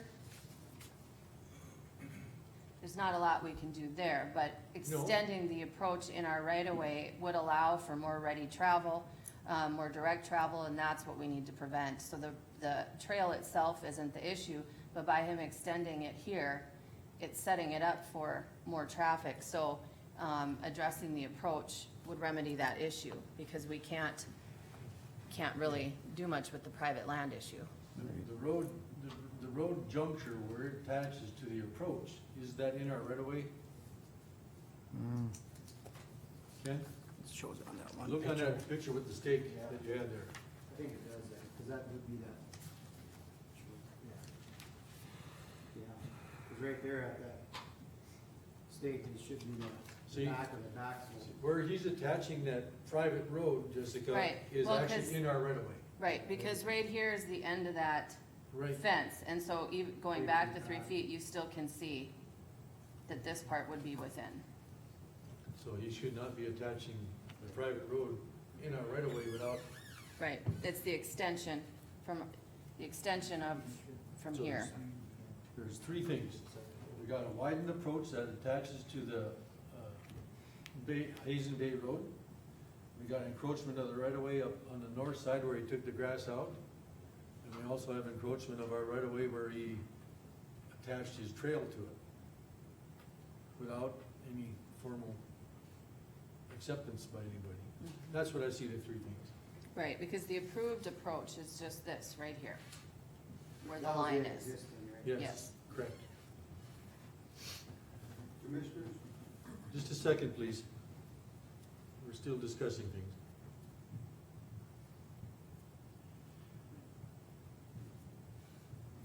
You want to put anything on about that fence? Right, because I think, yeah, notice should be given to Kitson as well about that. Absolutely. Yep. He should have a deadline too, in fairness, It's the 20 days as well. okay? Do the commissioners have any other thoughts that they want to share with Ken or Jessica? Mr. Chairman, I guess if we want to see what she writes up, then we'll probably have to make that motion next meeting, correct? That was a question that I had. She said in the past, we asked her to do it, and she did it, and But you wanted to see what was in it, though. we kind of discussed it. Right, I wanted to cover those three things, and I think we're in agreement on that, right? right. Yeah, if the motion is to give him notice of these 3 issues, I can do that. My letter will be as such, and the same with Kitson, to give him notice of that issue, I'll do that too. Okay.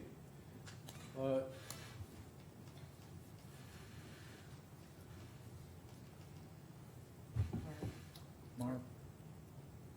Mark did ask to be on the agenda as well, that's why I have his name on there. Okay. Hey, thank you. Mr. Ziegler, Yes. would you like to speak? You have to come up to the microphone and introduce yourself, please. Thank you. Mark Ziegler. Jessica, could you? Mark, you gotta speak real close to that mic so we get it Okay. recorded. Thank you. Alrighty. And pull it, there you go. Alrighty. Just wanna go over a couple of the things Ken mentioned. Jessica, if you see here, you guys see here, could you back up to, this is where I pulled the topsoil sod, after I put this extended approach in. But the issue was, Kitson put a fence in blocking the easement here.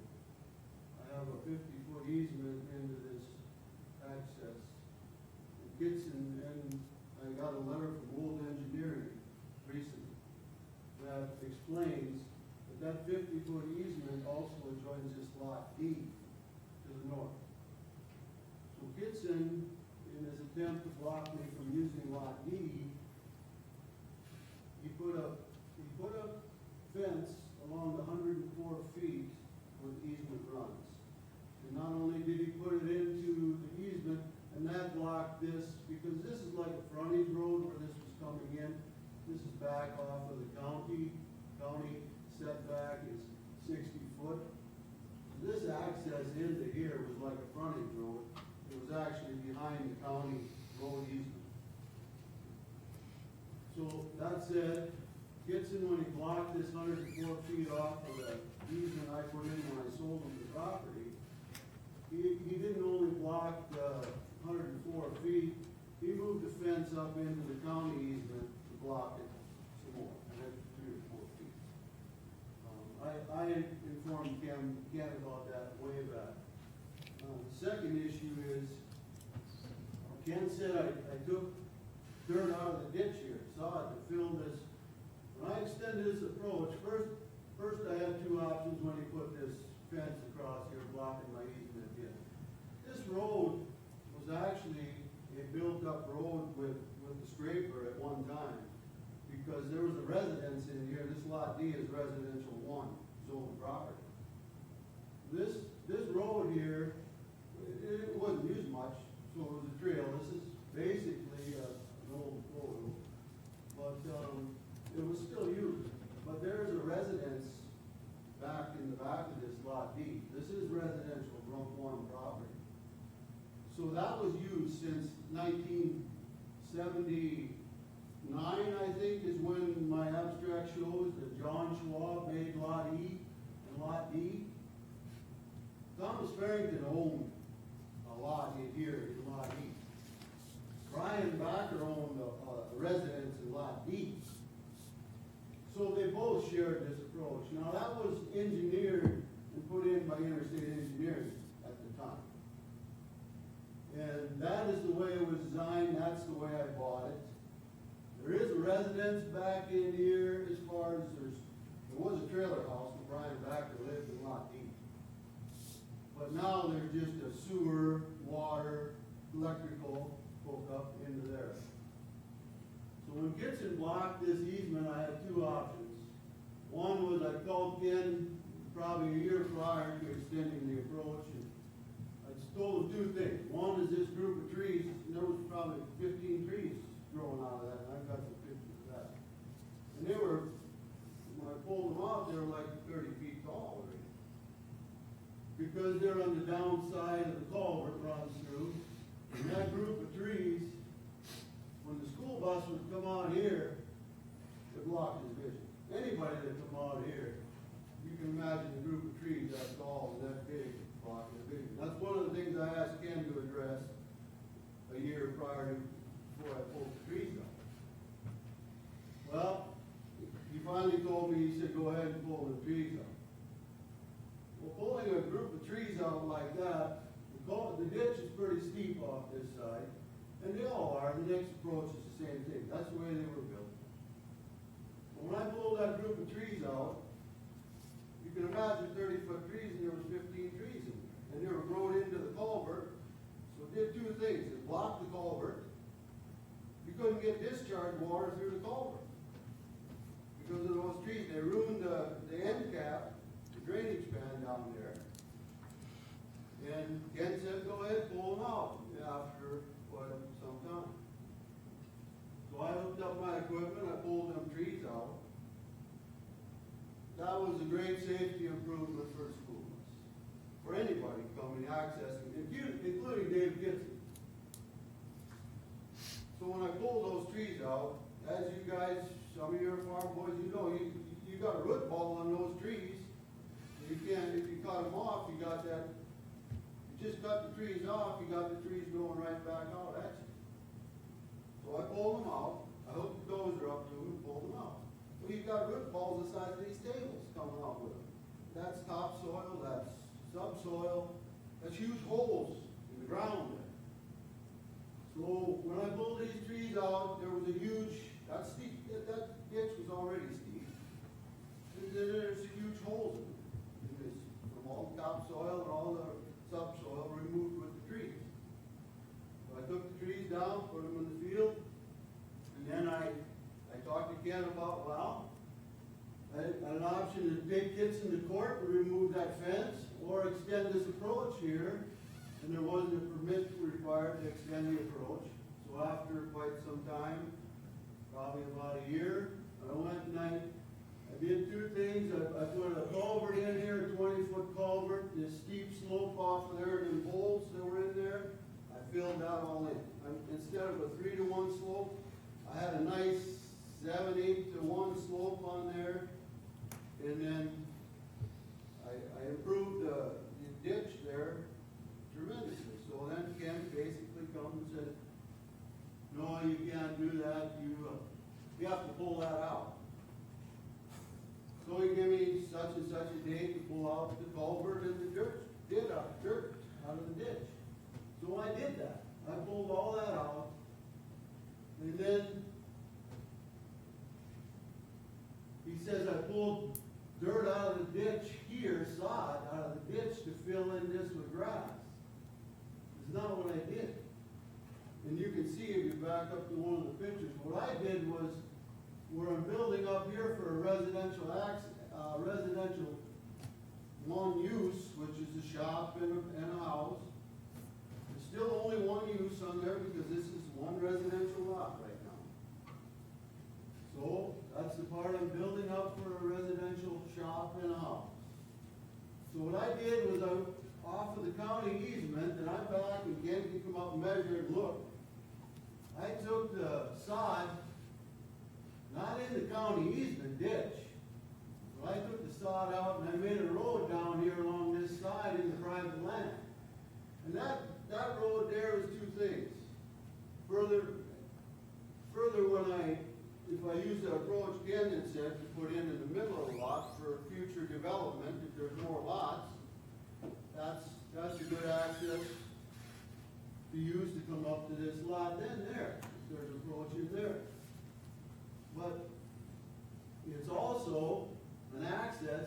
If this building is sitting here and the house is sitting here, it's also an access down to the bottom of that lot.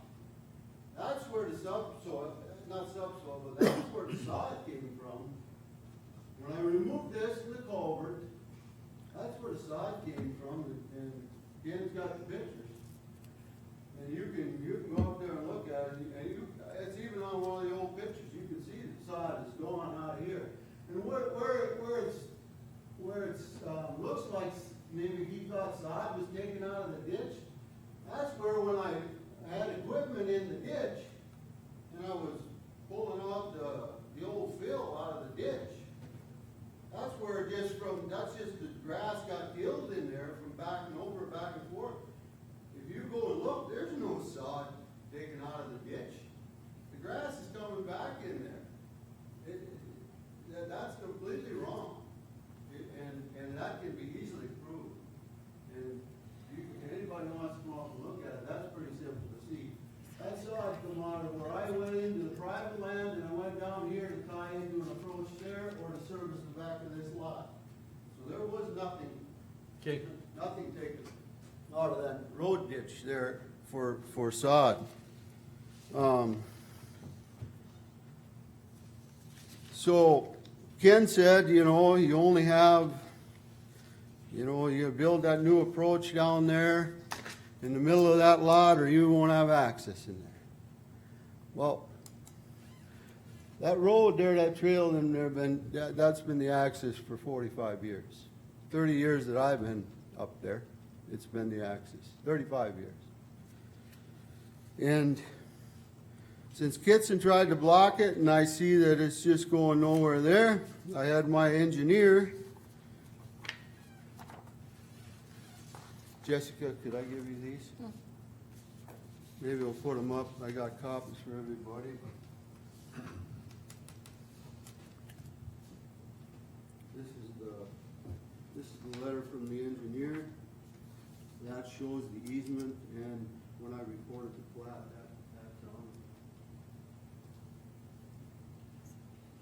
So this one here, Wold Engineering, I guess you guys are probably familiar with them. They got offices, Bismarck, Minot, Botno. They're a very reputable firm. This explains the easement that I put in when I sold Dave Kitson. This access easement described runs 104 feet along the lot line, which will show on the plat. This easement provides access to lot D. But it says, that's this 104 feet right here. This is 104 feet right here. And that was put in Wold Engineering when they put this, when I sold Kitson this, they weren't aware that was the access to lot D. That's the only access to lot D. And like I said, to reiterate, that's been that way for 45 years. So Wold Engineering, we discussed that specifically. He said, this mark is gonna give you access to lot D. They won't be able to take your access away from you. So what Kitson did, and it was, what he did, he put a fence in here. Not only to the county line, but he went over. He went over into the county easement for his fence. Mr. Zinger, can you sum up what you have to say, please, because we're starting to repeat things. Mr. Chairman, I do have a question though. Let him finish what he's, then, go ahead. Okay, I was just wondering, so there's another approach further to the north that you put in too? No, sir. No, sir. Ken, That's, in trying to resolve this, Ken had approved an approach could be installed further north, separate from this, which would be a different access point. Nothing's been done to develop that. So Ken, in trying to, that was a solution he had offered in trying to find another access point. So no approach, okay, thank you. So further to your point there, that access that Ken had said you could put an access in the center of that I would do after there was more lots developed. But for now, I've contacted legal counsel. They're going to, we have proceedings started to have Kitson take his fence out of it because it's a trespass according to my legal counsel. Let's wait a minute here. The issues between you and your neighbor are yours. We've already established that we agree Kitson's fence is 3 foot into the right-of-way, and we will notify him to remove that as such. Okay. But that is specific to our right-of-way in that 3 feet. You two can take each other on all you want, but for the county purposes, the fence needs to come out, and that approach needs to be cleaned back up as it was. It does not restrict your access, but you are not allowed to unilaterally extend your access through that approach. That is the issue. I understand, Jessica. The point I'm making is that rather than putting in a new approach, and if I contract it out, it's $7,000. Rather than putting in a new approach, I am going to take that Okay. fence Jessica- out so I have the old access that I've always had. Okay, do you have any further testimony regarding the county right away? Yes, I do. I Please be just got a brief. couple pictures here. Here's a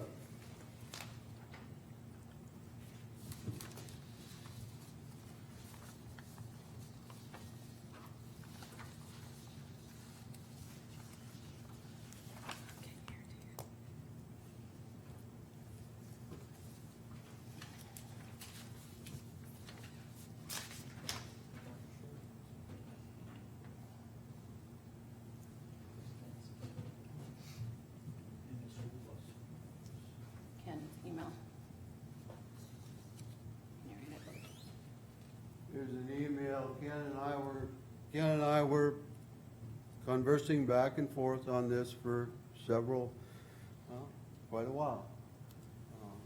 Here's part of it. June 4th, June 3rd, Ken, Eric from Interstate, and Mr. Opp come up. We looked at the approach. I said, let's put a stake in where you want me to pull the dirt back to. We did that. I emailed Ken back. I said I pulled the dirt back where all three of us agreed. I got an email back from Ken. He says you can see it right there on June 4th.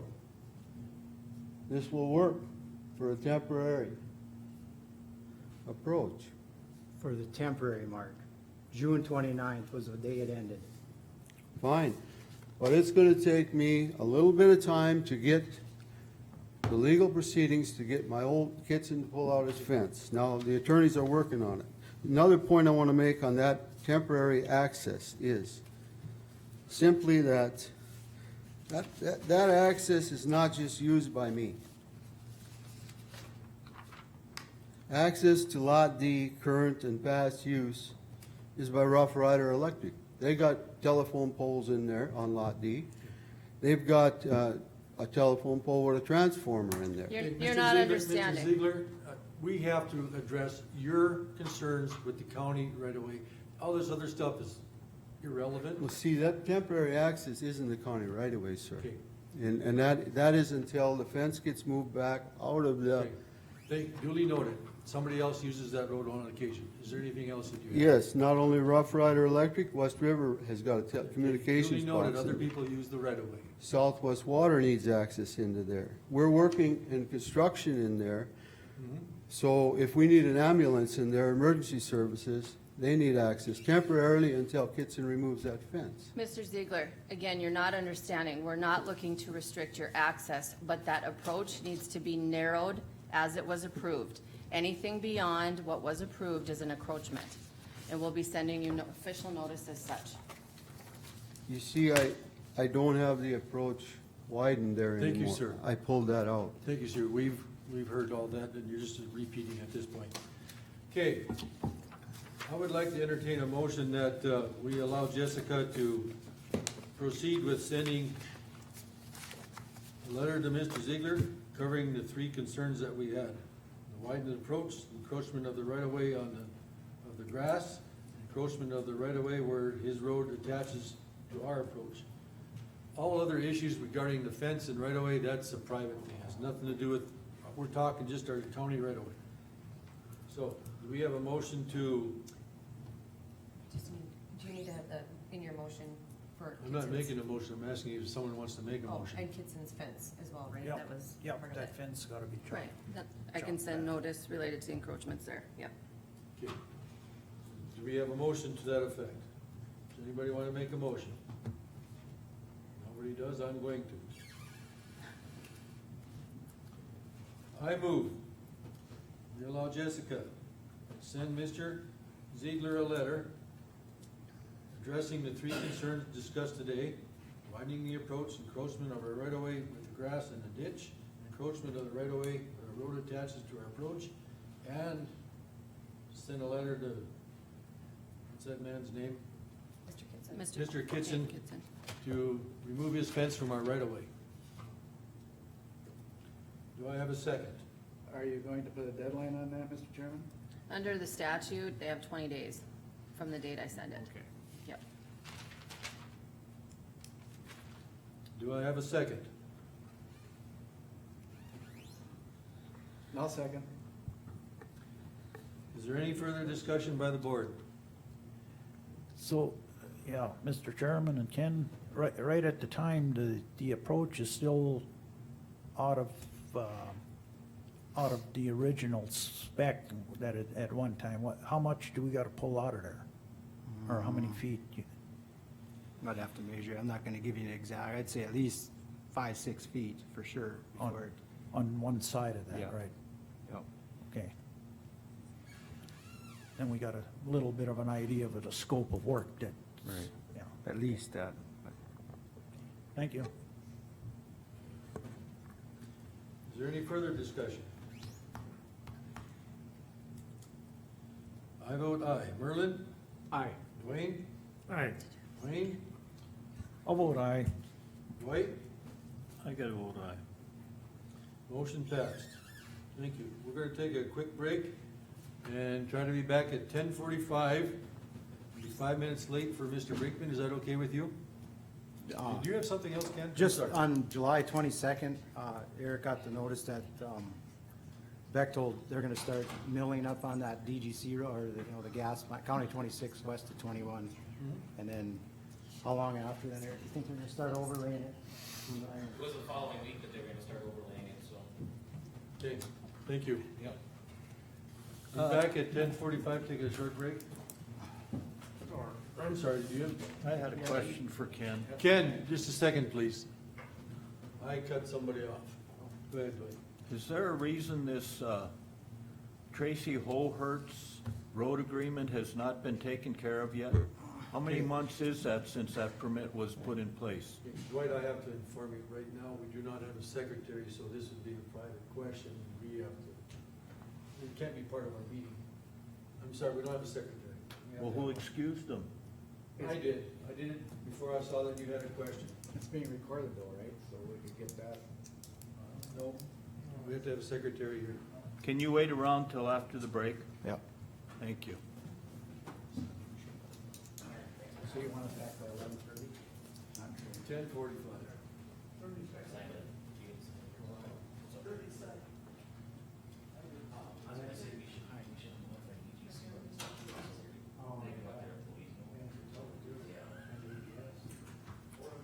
Because they could, these things will say they can expect. Do you know who to contact? Just write an email to somebody or?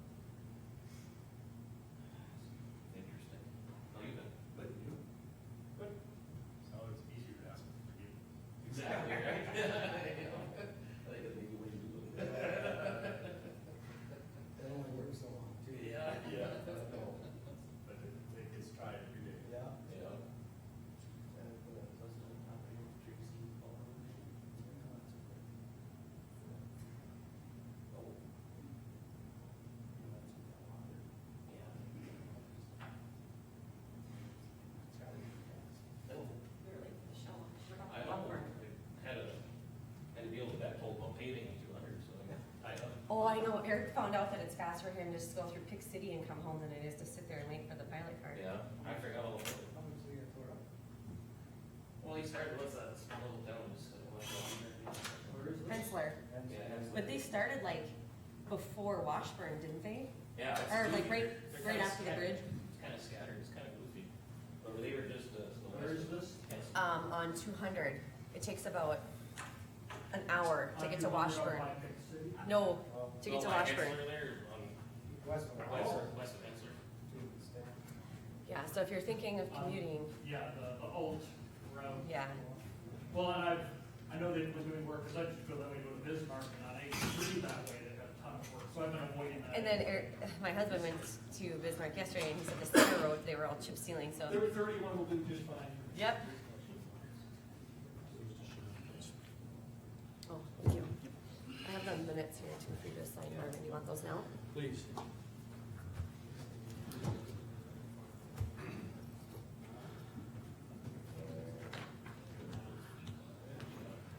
Forget I did.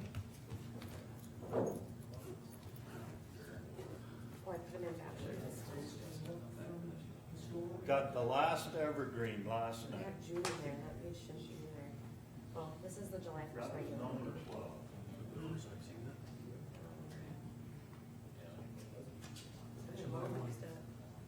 Oh, I have it. There's the first part of it. I gotta switch that page around. Were any of the trees completely knocked over, or were they?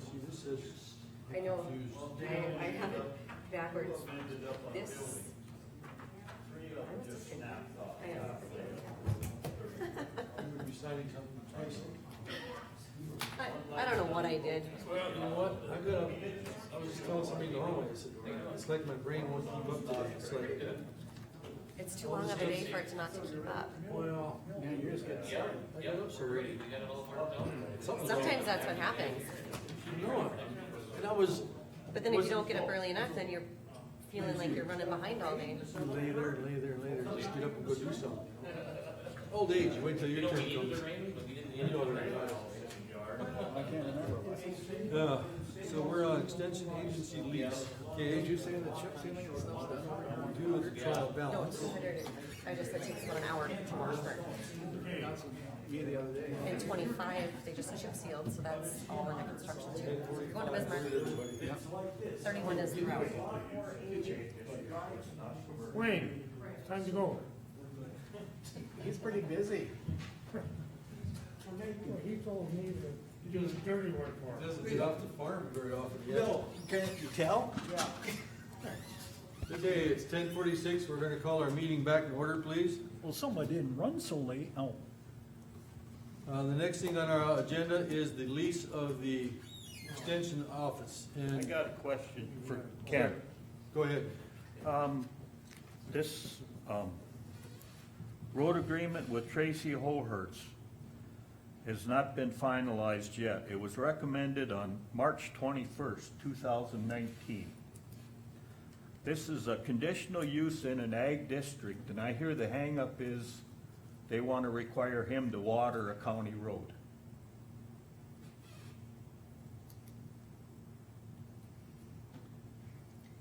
Want him to hire to water the county road? They want him, require him to, To water the, Who's they? the county, The county is asking him to water, control dust on a county road. Dwight, wasn't it? Park? Dwight and fellow commissioners, I have to ask a question. And we can amend an agenda anytime we want. Do we want to discuss this, or it's not on the agenda? well, it'd be under road issues. That's why we put that on there, so anything can be discussed. Thank you, all right. I just asked a simple question. I know, I was just wanting to see if we're following procedure the way we're supposed to. Okay, it's agreed that, okay, the question is, why is the county asking, explain your question, help me out. I want to know why the road agreement hasn't been signed, plain and simple. Who generally signs it? Well, it should be between Ken and Tracy, but I think Jessica's involved in it, correct? The reason why, the hiccup is that it's considered a commercial feedlot. Okay? And I had asked, because Because like Tracy had said, well, no different than a farmer running down the road during harvest season. I said, I understand that, but I said it's still considered a commercial deal, so I referred it over to Jessica. And she's supposed to be getting a hold of Tracy. Everything's done on it except for that watering and being that it's a commercial feedlot. So it's, like I say, everything's done on it except for that portion of how we go forward with that. So that's in Jessica's hands. Can you call Jessica and follow up on that? Yeah, I just talked to her, yeah, and she said that. She hadn't gotten a hold of him yet, so that was the latest. Everything's done except for how to go forward on the dust control? Correct. Yep. I don't agree with it being called a commercial feedlot because it's under the 1999 head. It's a feedlot confinement facility, but it's still zoned in an ag district. So is that a separate issue than the zoning part versus the road? Well, if you want to call it commercial, how can you call it commercial when it's in an ag district? Because it's a commercial feedlot, zoned, it's a conditional use within an agricultural district. That's right, within an agricultural district. Right, and so are all the other conditional uses, including how many other different sorts of commercial enterprises? So we require them all to control dust on a numbered county road. I don't think it's appropriate to discuss at this point, because I'm gonna be speaking with Mr. Howards about it, and Ken and I are still working on that, so we can take this up if that's not gonna work.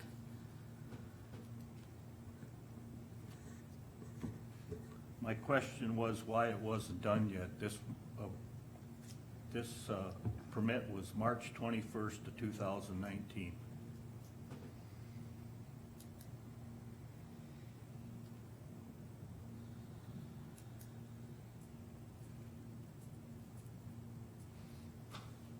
That's the question, can we?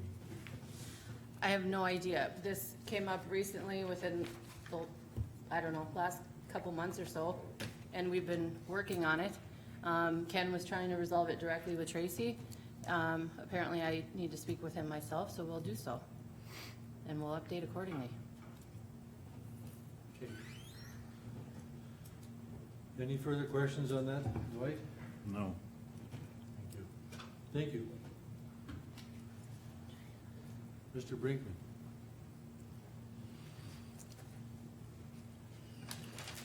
Fellow commissioners, I want to let you know that I did meet with Beaver and Craig Askham, and they're both, if they want to make some comments or you have any questions, it had to do with the lease. I'm going to let Beaver first go through his proposal. They did provide us a proposal, and it was quite a bit higher than what I was comfortable with. So we came to a compromise, and I'll let him walk through it. Good morning. My name is Beaver Brinkman. I'm here representing JDA today for this issue. I appreciate you letting me come and speak, and I apologize I wasn't at the last council meeting to share. I think one thing that needs to be clarified is this is a full-service lease. And when I say full service, that means that JDA pays for snow removal, janitorial, window cleaning, anything with the building, water, sewer, garbage, all the utilities. That number is. Can I pause you just for a second? Did you just, how many copies do we have? Does I everybody have a have, copy? I have 3 with me is all I have. Would you, I have my own. Cindy will make a copy. And go ahead, continue, thank you. And so that, that portion is actually $4.57 a square foot for that full service. That is what, we had to do that for the USDA portion of it. We go through and figure that all out. That includes the propane for the heat, AC, et cetera. So when you're talking a square foot rate, that you have to basically take that off if you were comparing apples to apples for a standard lease. The other thing I'd like to point out is there's not been a lease rate increase to this lease for 16 years, since 2004. And should clarify also, JDA wants to keep the Mercer County Extension in that building. We feel it's important for our community, for our farmers and ranchers, and we do want to keep it in there. We have been, since the onset in 1993, this lease was first done for this building, we have given 504 square feet in the basement. We've never charged Mercer County for. That, if you would take and include that, and I did just include it at the standard rate of the lease, that's about $72,000 of benefit that the extension got over the last 16 years. Also, if we take the rate that was set in 2004 and do a 3% increase, and you take that out for 16 years, that brings the square foot rate, not including the free space downstairs, up to 1334. So with a 3% annual increase over 16 years, we are right at the $14 a square foot. If you take the $14 a square foot minus the $457, you're under $10 a square foot. The rental rate in Beulah right now runs between $12 and $14 a square foot. So that gives you an idea where we're at. We're also scheduled to complete this year, and just in this office space is, the budget is about $42,000 for new carpet, painting the walls, and some miscellaneous repairs in this space. There's, the entire building is going to be new tenant improvements to the entire building. When I met with Craig and Mr. Scheer, one of the things I was asked is if we could take and do if you look on the very back page, it says Exhibit A. They wanted a ramp-up feature for this lease. And we had a special meeting last night with the JDA, and we approved that ramp-up feature. And so you can see what the annual lease is, and then what the monthly amount is, and then for that duration. What's being proposed is a 5-year lease, and with the ability to opt out with 120 days notice after we reach the 2-year mark on the lease. After 1 year, you said? 2 years. 2 years? Yep. Okay, the total in the lease payment section of $60,060 is correct here, but you have the terms of the lease don't match your Exhibit A in that it specifically says $1,001 per month. So something would need to be modified there if you're gonna do it, because that doesn't. No, and I understand that, but I wanted to show what it was supposed to be,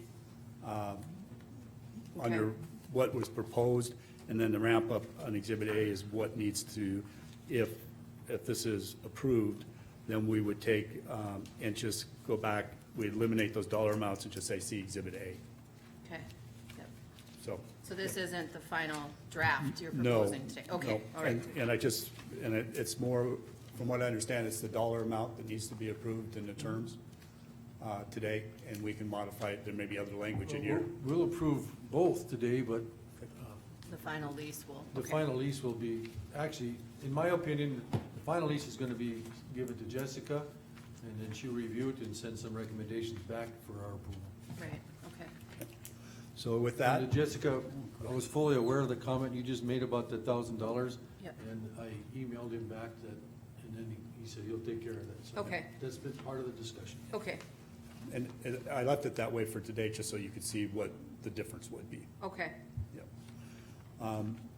With that, again, I would like to reiterate that we, Beulah JDA, and as Economic Development Director for City of Beulah, we would love to keep the Mercer County Extension Office in Beulah. And with that, I can answer any questions. Okay, I want to expound on our meeting a little bit, if I may. Jessica just handed out a sheet, and I didn't have one for everybody, but I can give you this one, I can read Merlin's. This is my notes from our meeting. What I proposed, their total 12-year lease would be $60,060, and they wanted that evened out every year at the same amount. And I said, well, let's prorate it, so it's not such a shock to us the very first year. So I deducted $2,000 basically, or whatever amount it was when you subtract that 9676 from 12,000. Then the second year, we'd put some of that money back in. The third year, we'd be at their regular lease. In the fourth and fifth year, we would increase our leases if we still had the building, and they would get their full amount that they wanted in the total 5 years. But it's ramped up versus such a shock right out the bat because of budget concerns. So that was my suggestion, and that's what this was based upon.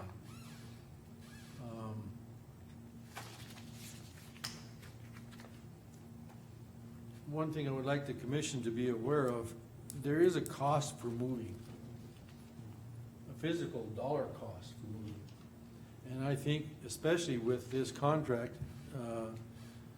if we agree to this contract, we can't, it's a 5-year contract, we can opt out, I think it's 120 days notice, anytime, but the first 2 years, we cannot opt out.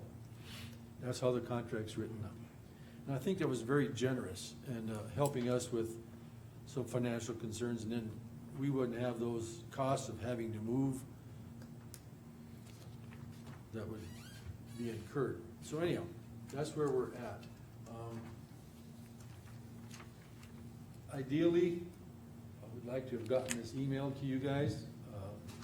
The open meeting rules stifle that somewhat, and this was an ongoing process that even this morning, emails going back and forth. So this is just a suggestion, and it's the results of the meeting that we had. And do you guys have any questions? I'm gonna ask Craig if he has anything to say, but first, before Beaver steps down, do you guys have any questions for Beaver? Mr. Chairman, I do. When you're doing your repairs and maintenance or whatever, is that going to be disrupting the services of the county agent? Or is that gonna be done in such a way that it won't goof up, regular hours or things like that? What's your anticipation with that? Anticipation is we are going to coordinate with each entity when we're in that space and attempt to be as less disruptive as possible. We're going to try to do a large majority of the work at night, so that we're not bothering them with the day, or else shift, or on weekends, or shift and do one office at a time and then move back, because we will have to move the furniture out of whatever area they're putting the new carpet into. So you'll work with Craig on that? Yes, yes. And so the commission understands, and I guess I will apologize that I did not come here to the commission before. I've been working with Dina for over a year, talking about this, going back and forth and talking about what we're anticipating, what we were looking at for dollar amounts. And so I apologize that I did not come here. I guess I should have. I was under the understanding that I was supposed to deal with Dina, and so I apologize for that, because this conversation happened, well, it's taken me a year and 3 months to get the lease negotiated with the US government, and so that's how long we've been dealing with it, so. I have a question. Yep. You mentioned the 5-year term, 2 years locked in, and 120-day notice for us for termination. And maybe it didn't come through, but page 2, the bottom says termination upon sale of premises. Then on to page 3, it goes right into destruction or condemnation of premises. That last sentence isn't even finished, so is there further termination clauses that I don't have here? Should not be, unless I just hit print, so it may not have. We're missing a chunk somewhere, okay. And again, I understand we can finalize the document, but if we're looking at terms, then I'll need to ensure they're in the lease. Details are important, I like Yep. that. Everything's in the details, there's a phrase. She's got a paper for it. Any other questions for Beaver? I apologize for that. It didn't print it out for some reason. Technology. We can figure that out. Yep. Yeah, we'll walk through that. Craig, do you have anything else you want to offer, other than you're going to get Jessica the complete?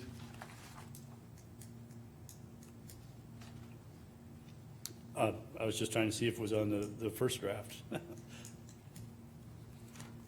Regardless. I don't know why it didn't print it out, so. Yeah.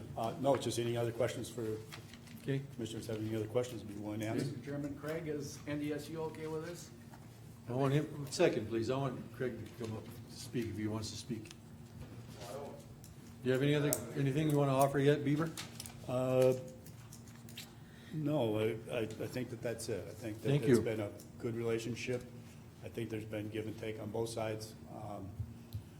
You know, Craig had shared with me related to the maintenance on the building, and that is part of it. JDA should have been more proactive in having an escalator in their lease in order to have it so there wasn't such a large increase at one time.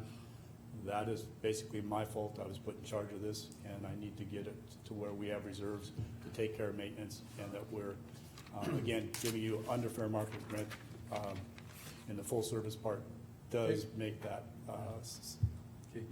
doesn't make it. We're not looking for fault in any way. We're just trying to move forward with what we can do to have a place to operate our business. And we appreciate your working with us, and I hope you understand that we have to wait till, well, you have to get the information to Jessica in completion, and then she'll get back to us, and then we'll vote on it. Yep, thank you.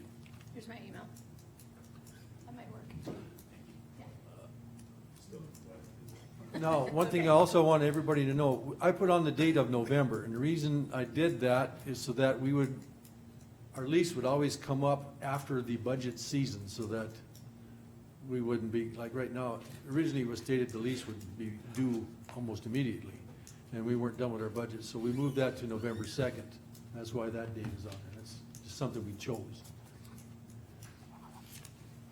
I'm gonna ask,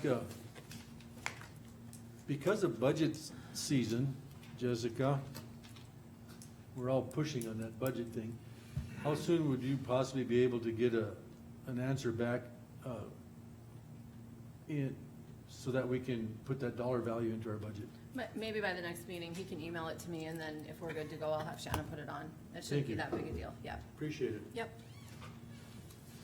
Mr. Chairman, again, Craig, now, this is okay with your bosses and stuff? Have you given them a copy of this yet, or is that just between the county and the Please, city? and please Bill? come up to the chair and speak into the mic. This one or that one? It doesn't matter. The lease agreement is totally negotiable by the county. My NDSU, the Between you boss, and the county, so- is between the board and whoever your lease attendee is that has an NDSU. That part of it, they don't cover any of that. The county is totally responsible for the rental of the building, the equipment, and things like that. Okay. So that's strictly Thank you. between you. That's Yeah, good to yeah, know. yeah, Okay, thank you. yep. That's all we have. Okay, I guess I just have two questions, so for my clarification, this lease agreement that we're working under will start in November? Is that what I understand, Mr. Yes. Chairman? At this new- point, yes. Yep. Okay, and then the second thing that I have a question for Beaver, I guess, when he gets done talking to Jessica there. Is this So my- something that you do need to work on? Well, as far as the improvements go, Why don't you two talk? I mean, $42,000 for carpet in our building, if I heard Mr. Brinkman correctly, seems like a lot. Okay, why don't you work out those details with Beaver and, it's not a commission, we're just deciding whether we're gonna have the lease. What improvements are made in the cost of them, that's between you and JDA, Okay, if that's okay. yep. It's not, our lease is a certain number, that cost doesn't change that, so. Okay, Fair? yep, thank you. Thank you, Craig.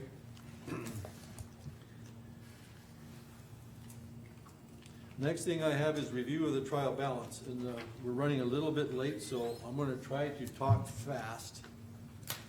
Give Jessica, Shannon a bunch of notes to take possibly. I don't know if these are, they look like they're stapled together, but they're not. Okay, it's one page. 1, 2, 3. You get one. I must have copied the stapled copy, which I have in my hand, so this here goes to Shannon. And whoever. What I wanna, because of where we're at in the budget, and we should always be cognizant of this, we need to know exactly how much money we have in the bank for spending on our general expenses. So what I'm gonna ask Shannon to do, I took all of our funds and I labeled them. And they may, what I put on this sheet may not be correct. They may not be restricted, or they may not be committed. So I need her to answer that question for me, for every fund that's on this sheet. And here's, see where I have my questions on this here. Here's why. First, we have to define the amounts, or whether they're restricted or committed. That tells us what other monies are still available for us to spend and use. Because if monies are dedicated to the highway, we can't spend it on something else for computers or so forth. Okay. Now, I also have a copy of, I didn't make copies of that. I have copies of the daily cash balance from the treasurer's office. And then on that sheet, which I'm gonna give to Shannon, I wish I would have made more We can copies. get copies later, I suppose. Union State Bank and the Bank of North Dakota, if you add those two together, we have 1,160,000, you guys better write this number down. 1,163,129. Oh, that's on our sheet there, or it might not be on that sheet. But you need that number, okay? What was the total? For Union State Bank and Bank of North Dakota, it's $1,163,129. If you take that amount, if this sheet is correct and everything's restricted that we have listed here, if we take that amount and we subtract it from the 2,495,982 that's in the bank, that tells us how much we actually have in our CDs that we can spend. I'll give this sheet to you. It has a question. That sheet that you have, that spread, nope, the other one, Yep, that tells you right on there what, how much we have in CDs. I know it does. It doesn't tell me how much of those CDs we can spend. Yep, it does. Because, like, the building fund, that's committed, the weed board is committed. Are our highway funds committed? Yes, the highway fund So then, where are those highway funds? in the bank. Which bank account? Well, you're talking about two different things. Actually, I'm not. Let me walk through it. It'll make sense.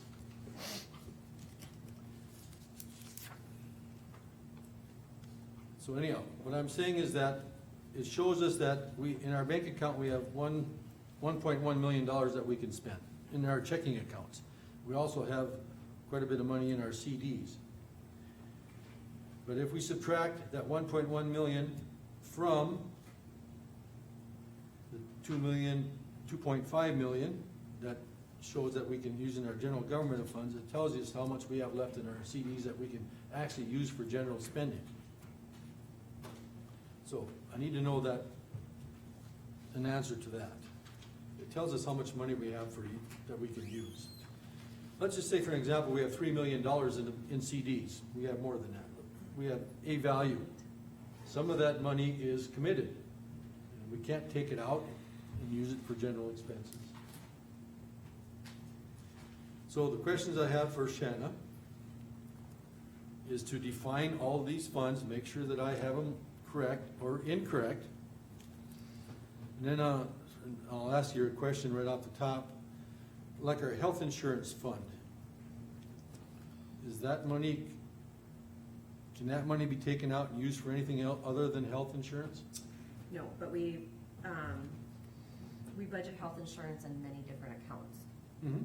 So it can be used to cover those expenses in those accounts. Correct. But it needs to be used for health insurance. Good answer, thank you. And there's a social service fund, and I noticed that on our trial balances that 15,277 has been carrying, I think, for 2 years, I'm not sure. Yeah, that needs to be journal entry into the general fund. That was supposed to be done at the beginning of the year. So Glenn that just can- hasn't caught on. It's not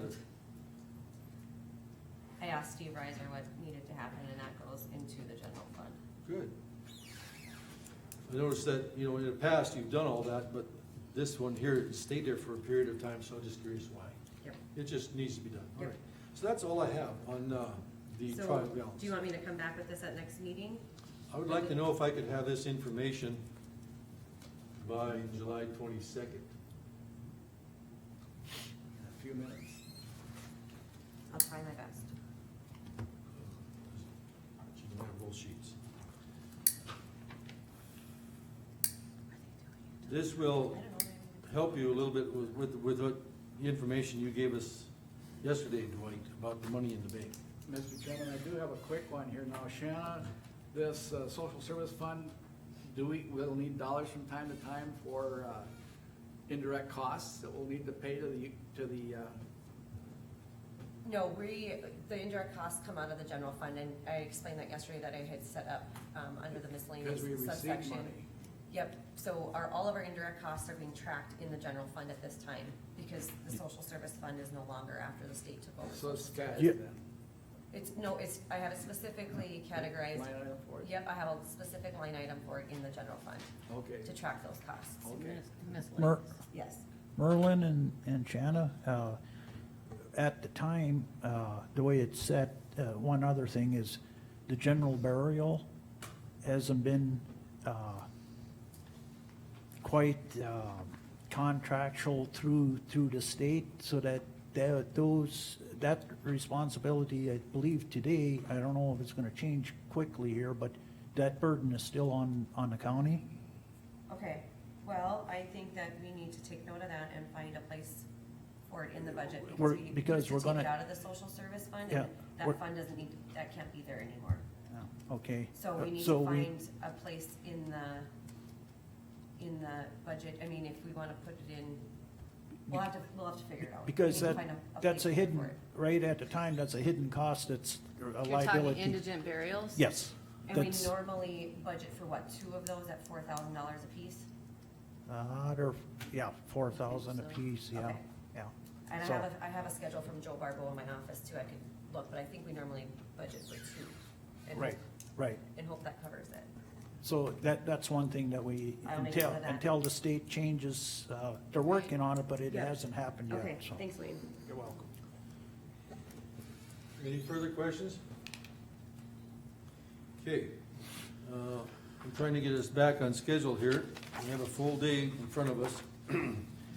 I have in front of me a review of the NADACO information, and I emailed Shannon. I think you guys all received a copy of this. It should look like this, okay?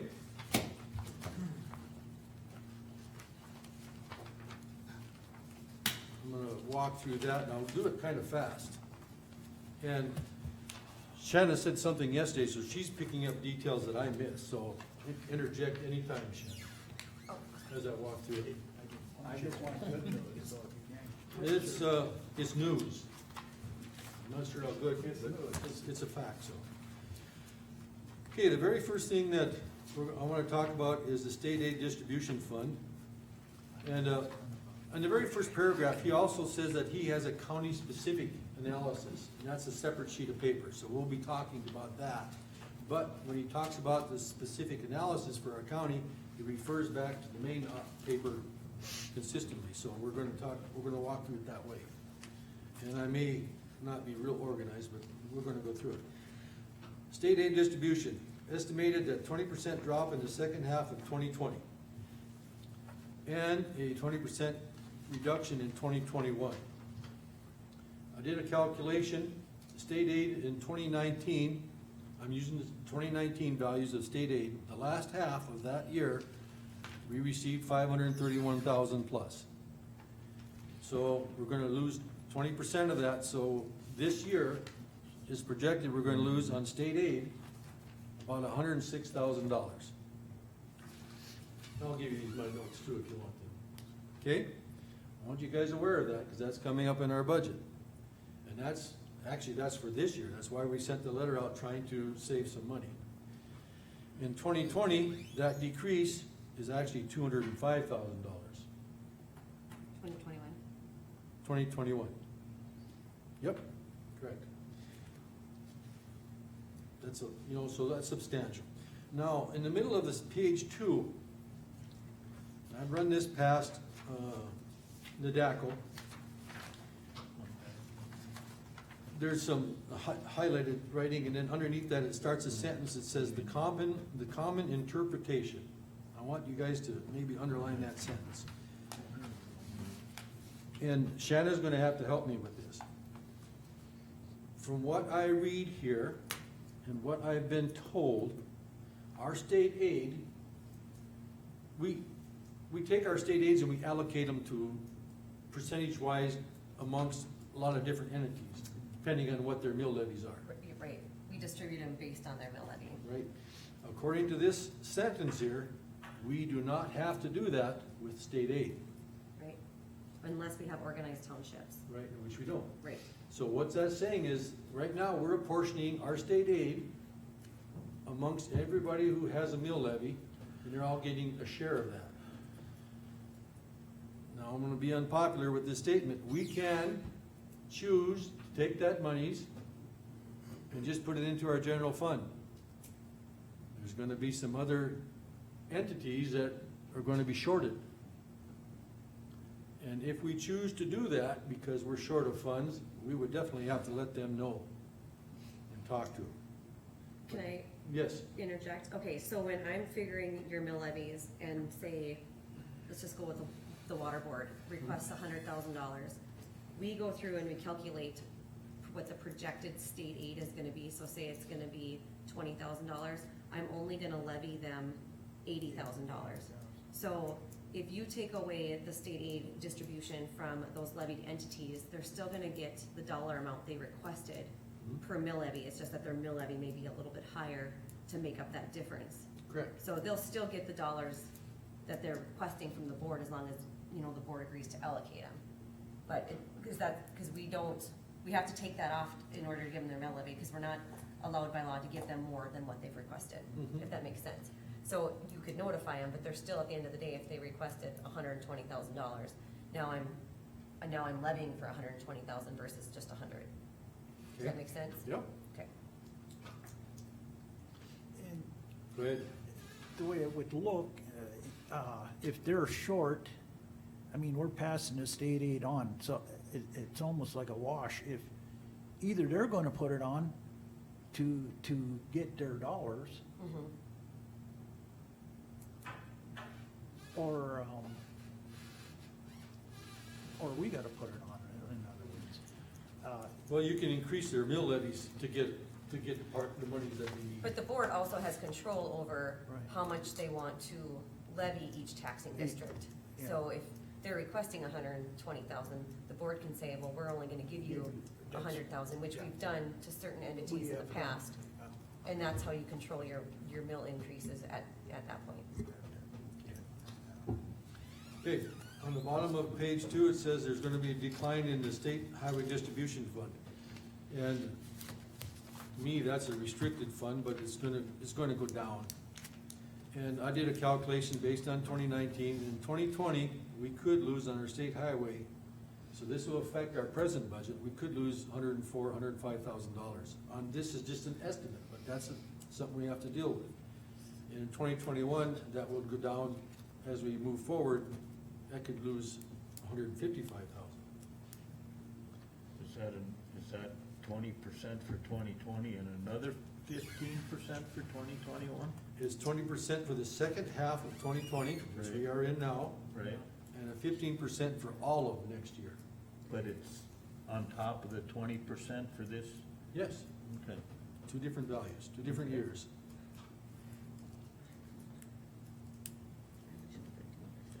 So that means it could be 35%. Marvin, did you do the calculation on the state highway distribution fund on the county-specific data? No, I did not do it on that. Because I show just a 13% decrease. The estimated in 2020 was 913,000, and the projected 2021 is 867,000. And then it also shows the state aid distribution of that, and it wasn't quite 100,000 of a decrease.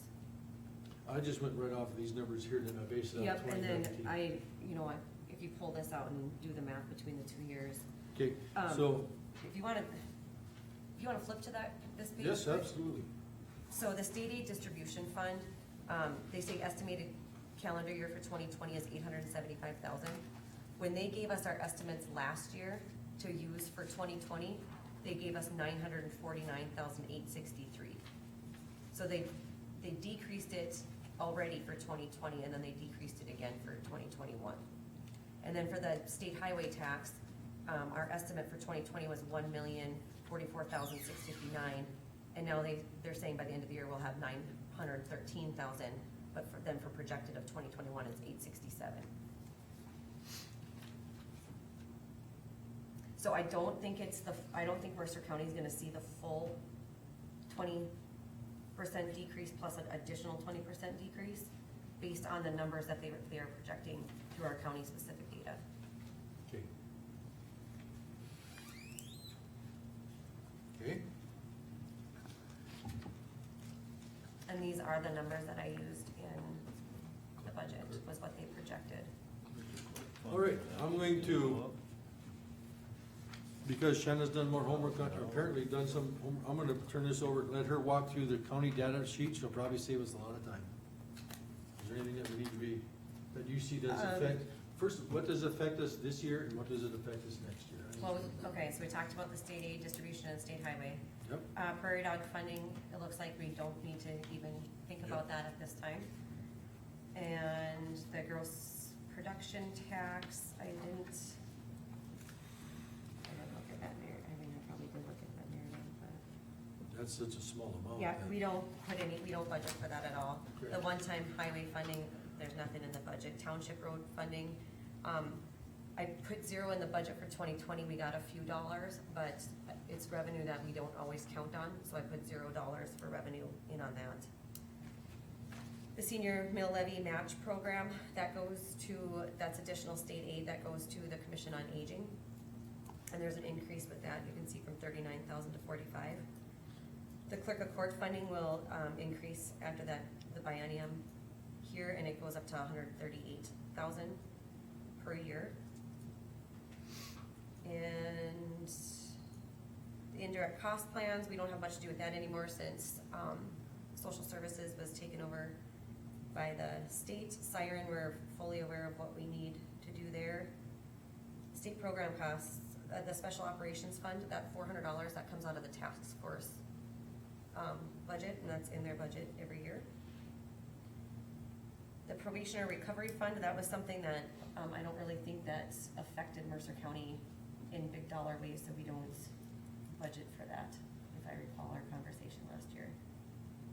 Do you remember that one? What was that fund? Probationary recovery, I assume that means when we have to go pick up a probationer.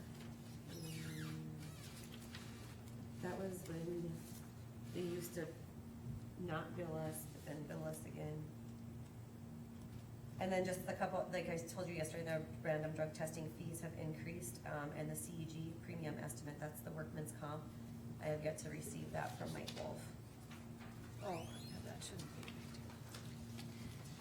And I don't know, I guess the board never really discusses if we wanna increase our appointed board compensation. We just did that It's a good point to make, though. years ago. I think we increased it from 45 to 75. Mm-hmm. What board? Any of your appointed boards, like the planning and Yeah, zoning you and did. weed. The probationary recovery fund is one of those where there's a lot of variables because we have the state involved. It relates to our probationers that get moved on interstate compact. And so that's one of those that we don't see often, but potentially in 1 year it could come up, so that's one, it's hard to gauge. On the second page, right? Yep, we covered all of the technology costs. Well, let's talk about computer hardware costs. You said the cost might go up 20%, or, right? That's if you have NRG as your tech service. We have Armor Interactive. That's not a concern Nope. for this other memo? Nope, we have our contract with Armor, and we have our proposed rates for 2021, so those are what's already been proposed in the budget to you guys. Thanks. And then your association dues didn't increase. I got an email from Lisa Herbal that the NADACO dues did not increase, or NACO.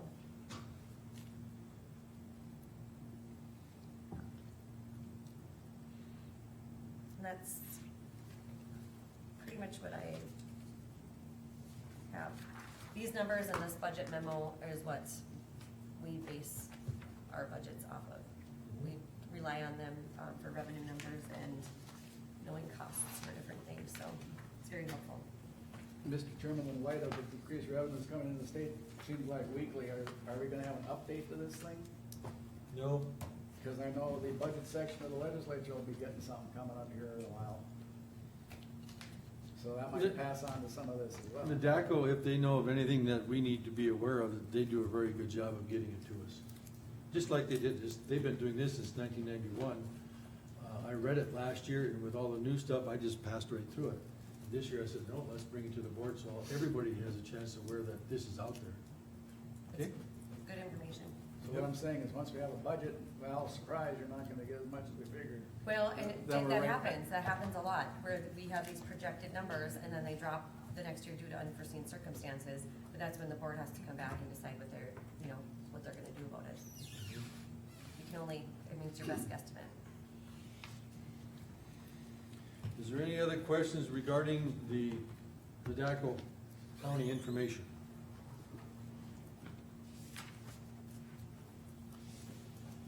On page 17, regarding ambulance and EMS levy, did that change?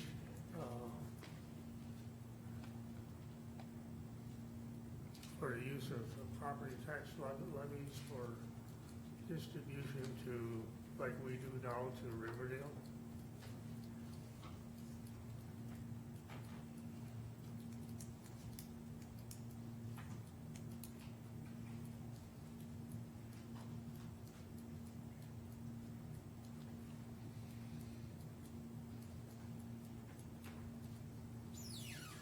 This one here. Right, and that is, according to that statute, that's why we have to give a portion of the ambulance levy to the Riverdale taxing district. Yeah, but that's not kind of what this says. It says, a taxing district that levies ambulance service levy shall allocate all of the special tax levy revenue collected in a particular township to the ambulance service that serves the largest area within that township.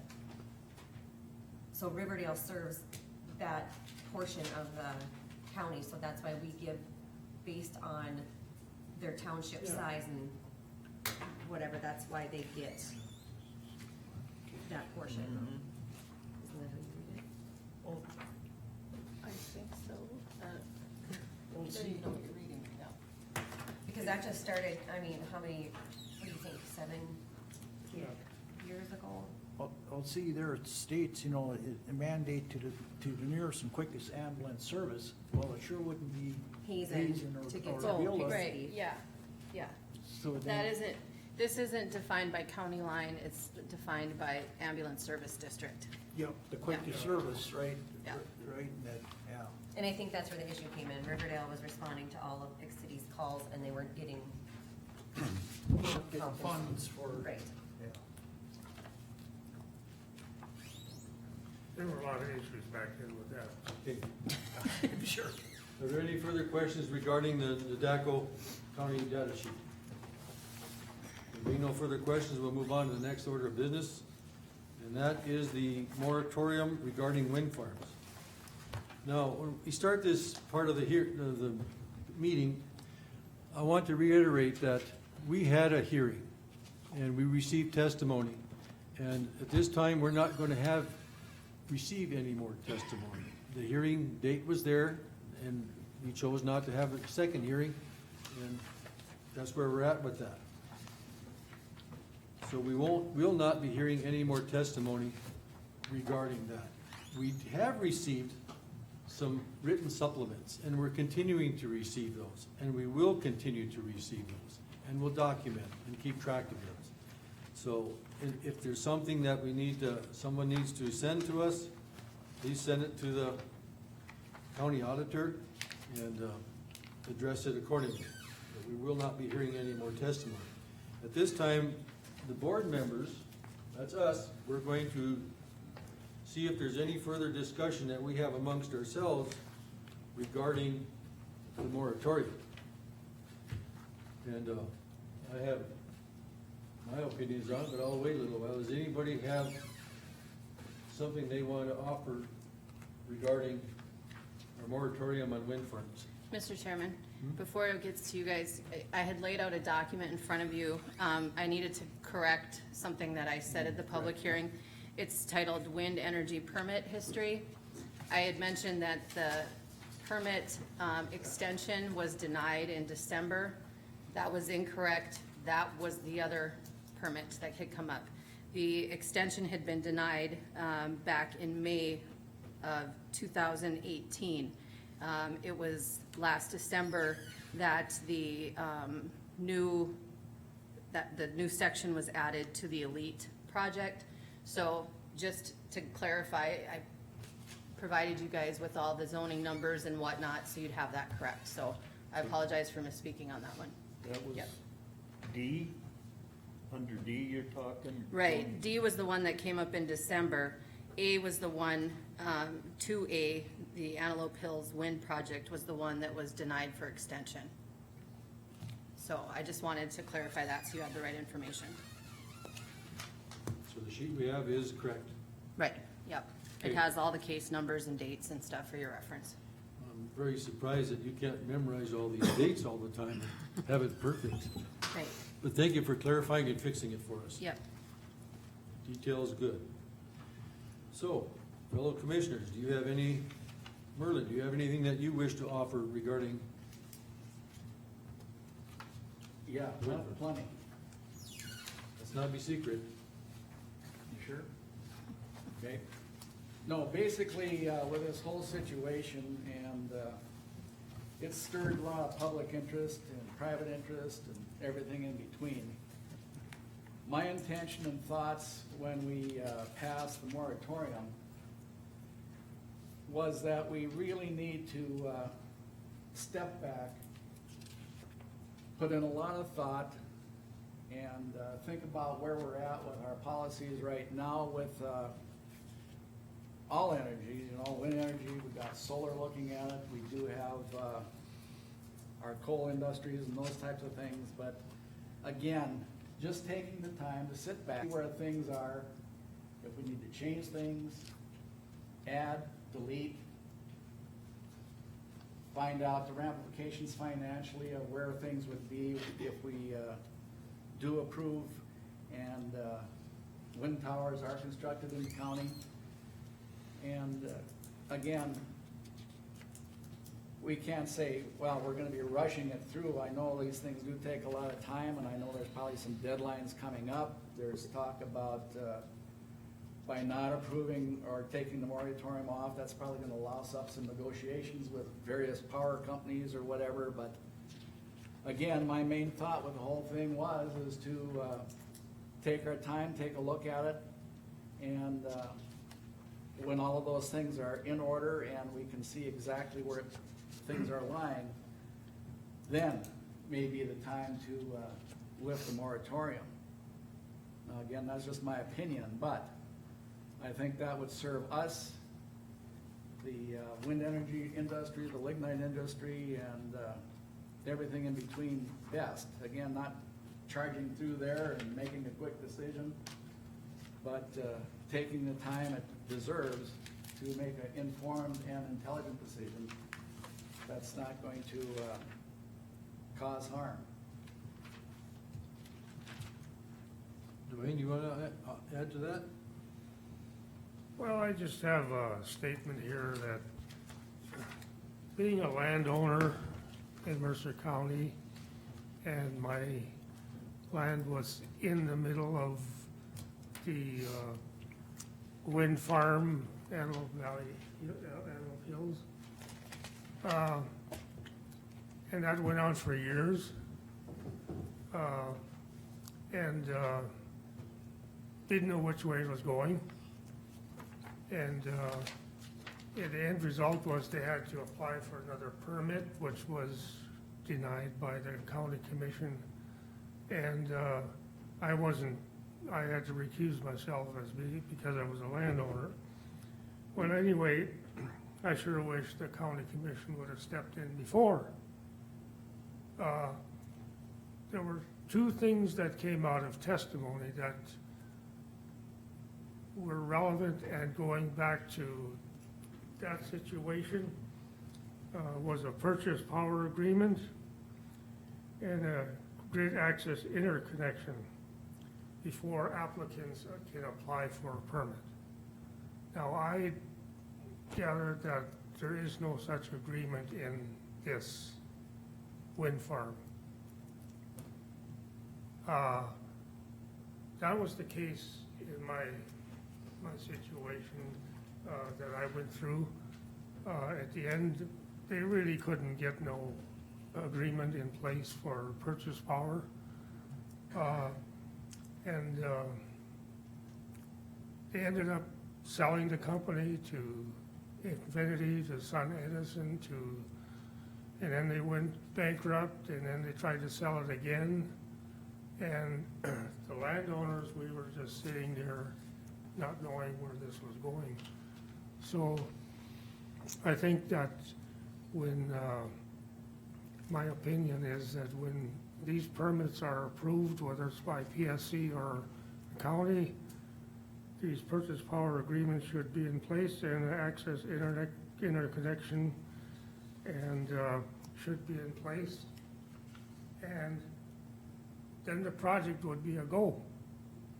But if you don't have these things, you can't make these things viable.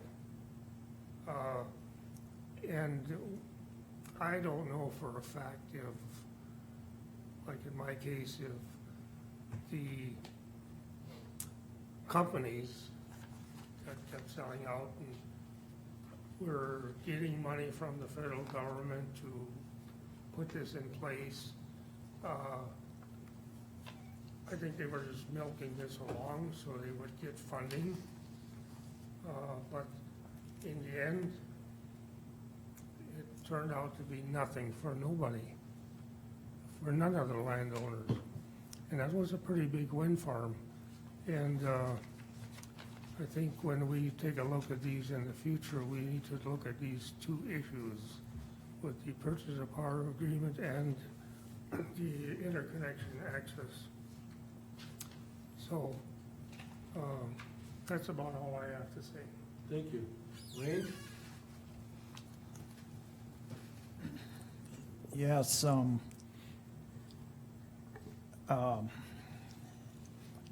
I guess one thing, it's quite an interesting process, and as a landowner or as a commissioner, and I hope, in a nutshell, when this is all done, we all live in Mercer County, and we need the energy of the county, of whichever source it comes from, and that the economics definitely stay, within our county, and we can thrive and go forward. We surely don't need one entity against the other entity. I was a little bit probably upset about that, but that's here nor there. At the end of the day, we all need power, and we all need to go forward and try to work in a collaborative way of doing that. I will alliterate to what Dwayne says, as probably as a commissioner in the past, we didn't quite have our ducks in a row, and this would get things, with these things implemented, if we have even, I think, a moratorium today, I mean, if they got this done, that moratorium can be lifted if need be. It's not that this is just etched in stone and nothing's gonna move. Well, if they move and come to us, I think, myself, I sure will wanna move too. Just the tip of the iceberg is, we're down on this level. What happens up in the big sky of Washington is really what's gonna drive this whole situation for us in the future of Mercer County, in the future of industry. And the end of the day, though, is we know that the consumption of power is not gonna go away. When they're talking, electric cars of the future and this and that, the grid is not gonna get weaker. We're gonna need to be doing something to improve the services out there. So,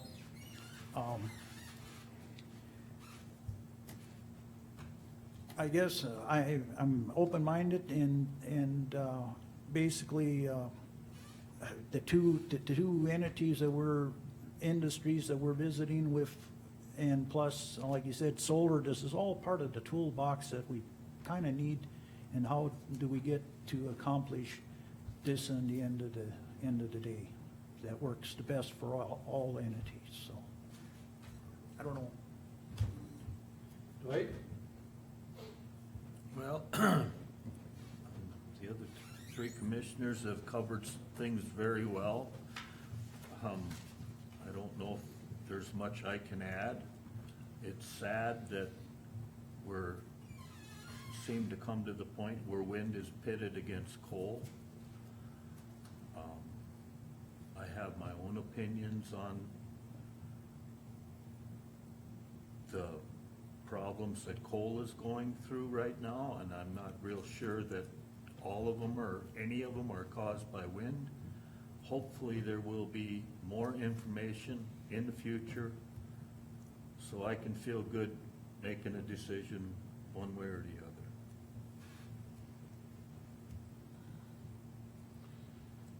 Okay. I initiated this moratorium for all the above. I agree with every one of the commissioners.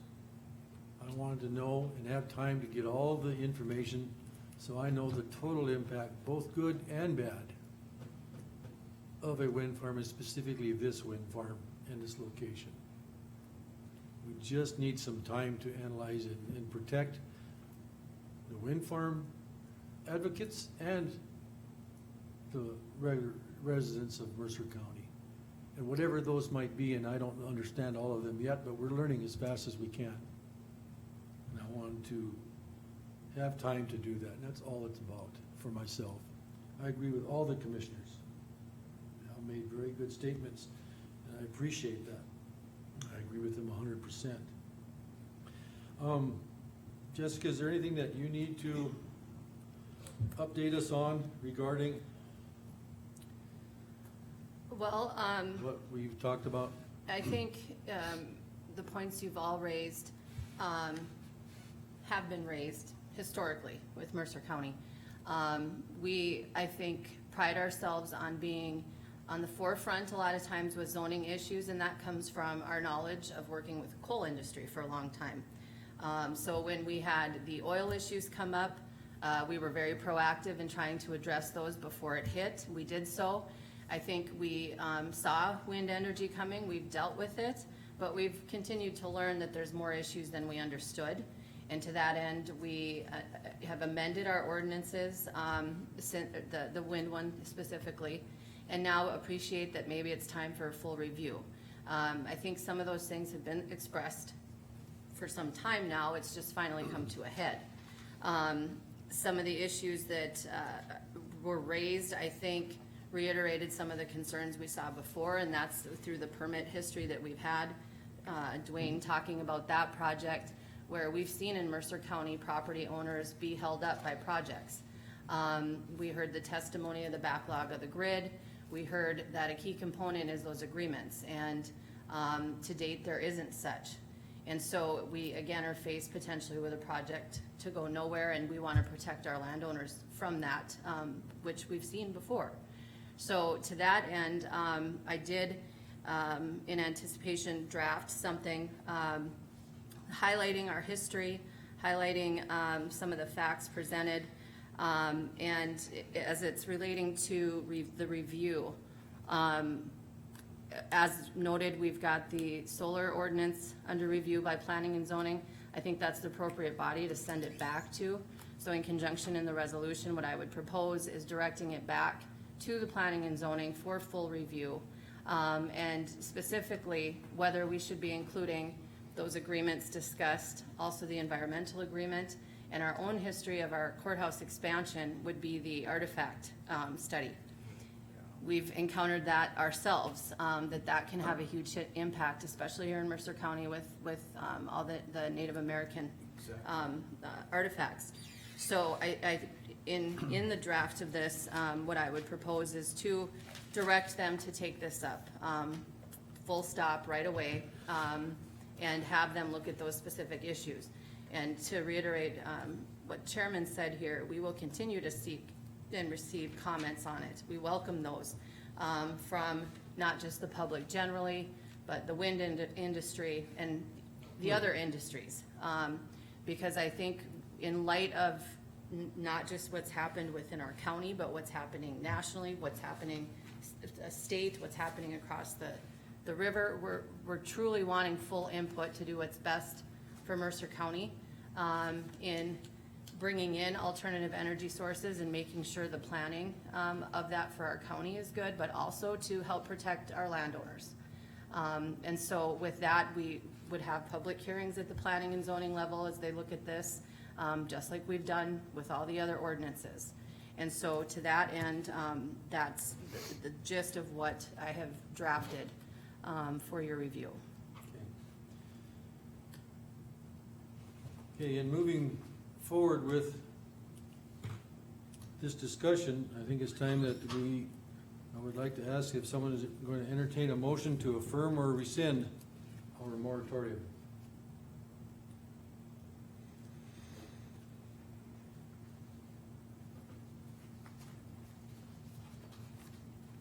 I'll make a motion to affirm. Do we have a second? Second?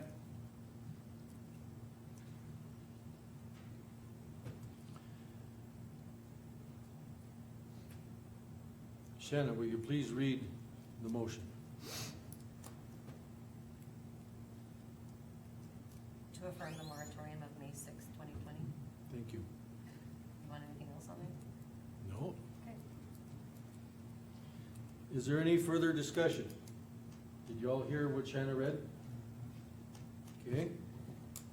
Is there any further discussion? Dwayne, how do you vote? Aye. Merlin? Aye. Dwight? Aye. Wayne? I'll vote aye. I vote aye. Motion passed. Mr. Chairman, if you would like to specifically adopt the resolution then, if that's. Okay. She's prepared a resolution that we're going to, as I understand it, we're going to take that to the Planning and Zoning Board? No. In affirming the moratorium, are you adopting the resolution I prepared? Otherwise, we'll need a special, or a motion to. Okay. Mr. Chairman, I would imagine that this has to be read.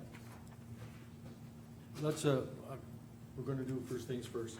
I would like to entertain a motion that we adopt the resolution as prepared by Jessica, and we'll discuss that if we do get a motion. Did you make the motion? I will if no one else does, but if someone else wants to, I'll be glad to accept it.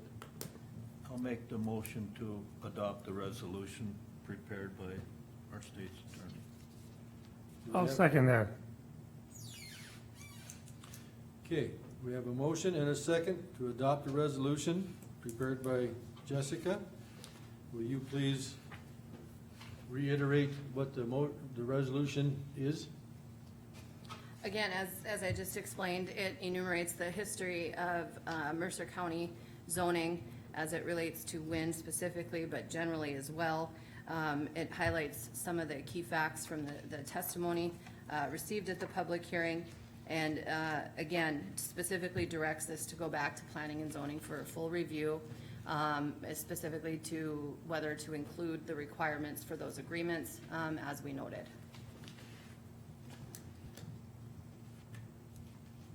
So it officially affirms it, which you've already done, but it also gives guidance to go back to planning and zoning to start the review. Does that help? Nutshell? Yes. Okay. Is there any further discussion? Any further discussion? Mr. Chairman, again, do we have to read this thing and include it in the minutes to It will be be included in the stipulated minutes. that, It'll be included in the minutes. Yep, I'll print it. Yep, it goes right in. because I know the public here won't hear that then, but. Yeah, I've got copies too, we can hand Okay. out. But it'll get put directly in. Mr. Chairman, can I address any of the concerns of the commission while I'm here in person? No, thank you.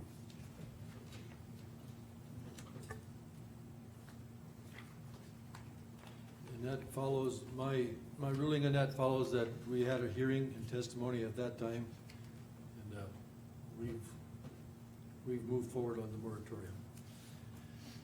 Okay, so we have Jessica's resolution in front of us. Anybody want to take more time to review it? We have time to do that.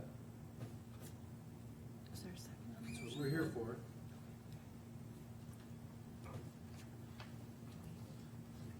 I did not read it verbatim.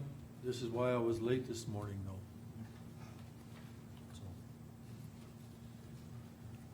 I was learning of it.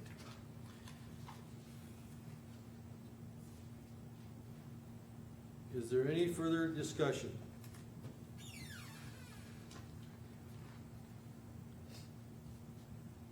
Shannon, will you please read the motion back to us? Berger moved to adopt the resolution to affirm moratorium of May sixth, 2020. No. Yep.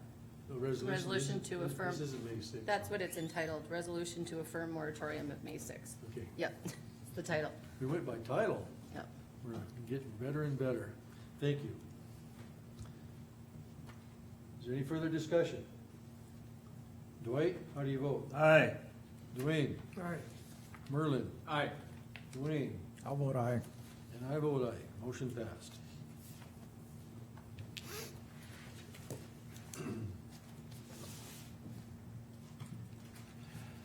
Next thing that we have on our agenda is a request for audit, RFP for audit. This is something I brought up last week, or last meeting, and it was suggested that rather than just, we get it on the agenda so other people can be aware that it's coming up, so I'm bringing it up again. In the past, we put out a request for pricing on an audit. And we sent that out, and I believe we only got one answer. I'm trying to think of the name of the firm, I should have that in front of me. Brady Martin. Brady Martin. Brady Martz. They gave us an estimate.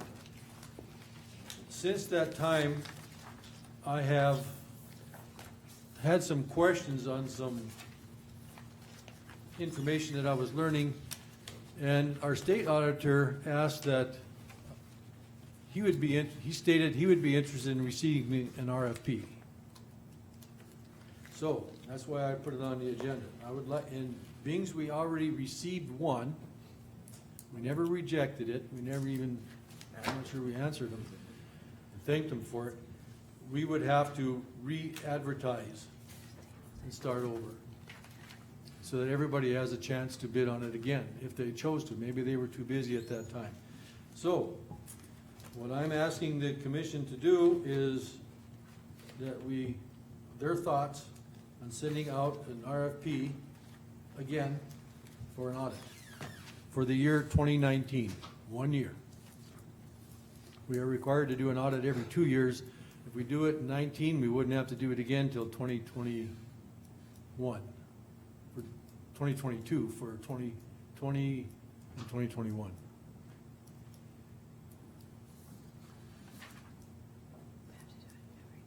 But we can do them whenever we request, and we have done that in the past. 2016, we did a single audit. So, I'm asking the commission what their thoughts are, and I'm making a recommendation that we do send out an RFP for a full audit. I'll state what I said before. We're doing something that's not in the budget. And, was it last meeting or whenever, Mr. Chairman, you said we were gonna have about a $300,000 shortfall this year. And here we go spending money again that's not budgeted.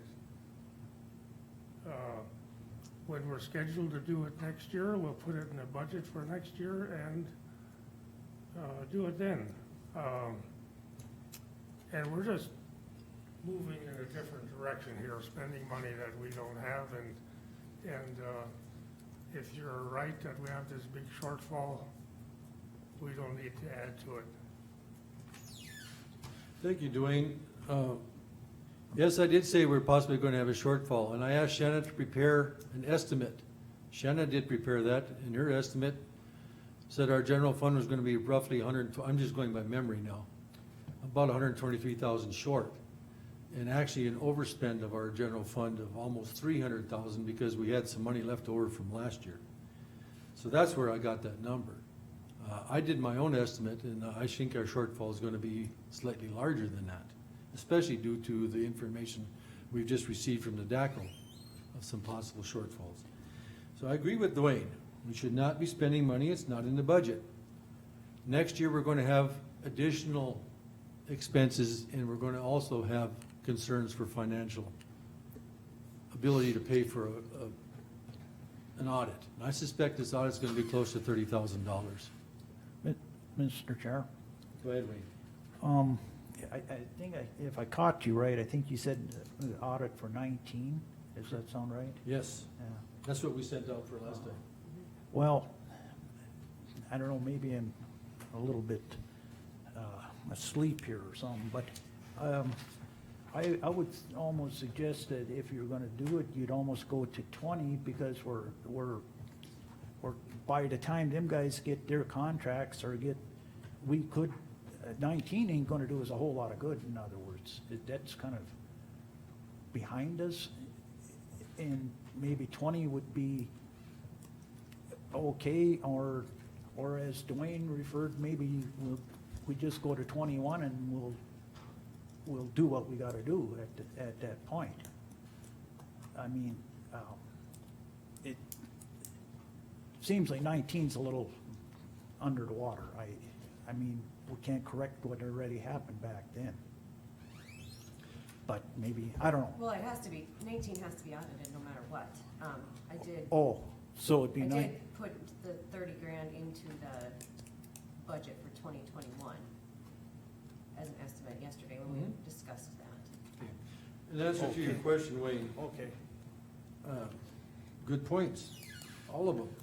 The reason I requested a 2019 audit is we have consistently overspent our general fund. And we do not have a financial and tax software program that's working as it should be. As has been stated in the past, that's just my opinion. My opinion counts. We need to get financial and tax software that works. In order to do that, the first thing we need to get is an audit, so we have a base to start from. If we wait till 2020 to do the audit, or 2021, if we do it every 2 years,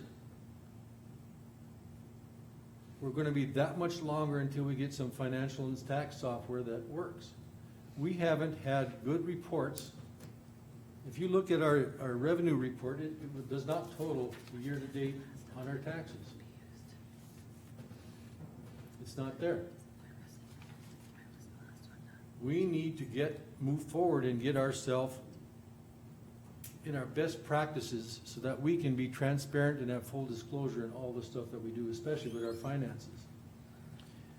If we wait one more year, that's going to be another 2 years possibly before we can get that software. And we've been without it for 5 years now. Well, this is, I guess, the $1 million glitch. If it's a software issue, that doesn't mean that our books are off. It's the software that didn't get programmed or reprogrammed, and they need to get off center so that we don't have these written amounts that aren't adding, or that don't kind of spread out in our spreadsheet. They're just, we gotta write them in So why isn't our software people getting this corrected, in other words? So then, that's half the battle right there, I believe. Mr. Chairman, can I ask a question? Yes. We have to do our audits every 2 years, so why can't the last audit we completed be the foundational audit?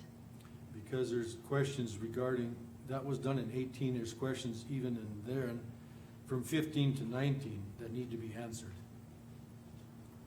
From 15 to 19? So the audit is for what year? 2019, but once they get into there and start looking, there's gonna be some questions that may be answered, need to be answered back then. Give me a second, let's see if I can find this piece of paper that I supposedly brought that explains some of this.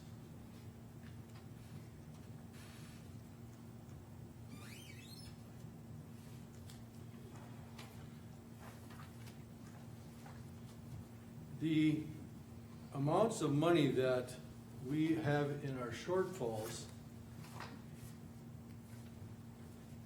I may have not have brought that piece of paper, so please bear with me, that we're borrowing from our general fund every year is substantial. And then there's some other questions that I have brought up regarding transfers of monies from certain funds into other funds, and whether they actually should be the best practice that we have. And one of the questions that I asked our I was down in the auditor's office asking about, we just received a financial report from Shanna that I made a motion and it was agreed upon that we would not accept it because it had some discrepancies due to journal entries that were recommended. So I didn't understand that, so I went down to the state auditor and asked them, and we had an interview, and I walked through some of those questions. And they suggested, well, why don't you send me an RFP? We'd love to do an audit and help you with some of those questions. So, in answer to your question, Jessica, it's a very long answer because I'm still looking for that sheet of paper. So you're not answering me, you're filling time, okay. I am answering you, but yeah, let's see if I can find that one. I'm confused because we do have to do biannual audits, and so I'm not understanding the difference between. I don't trust the information that I've received thus far because our financial and tax software isn't working properly.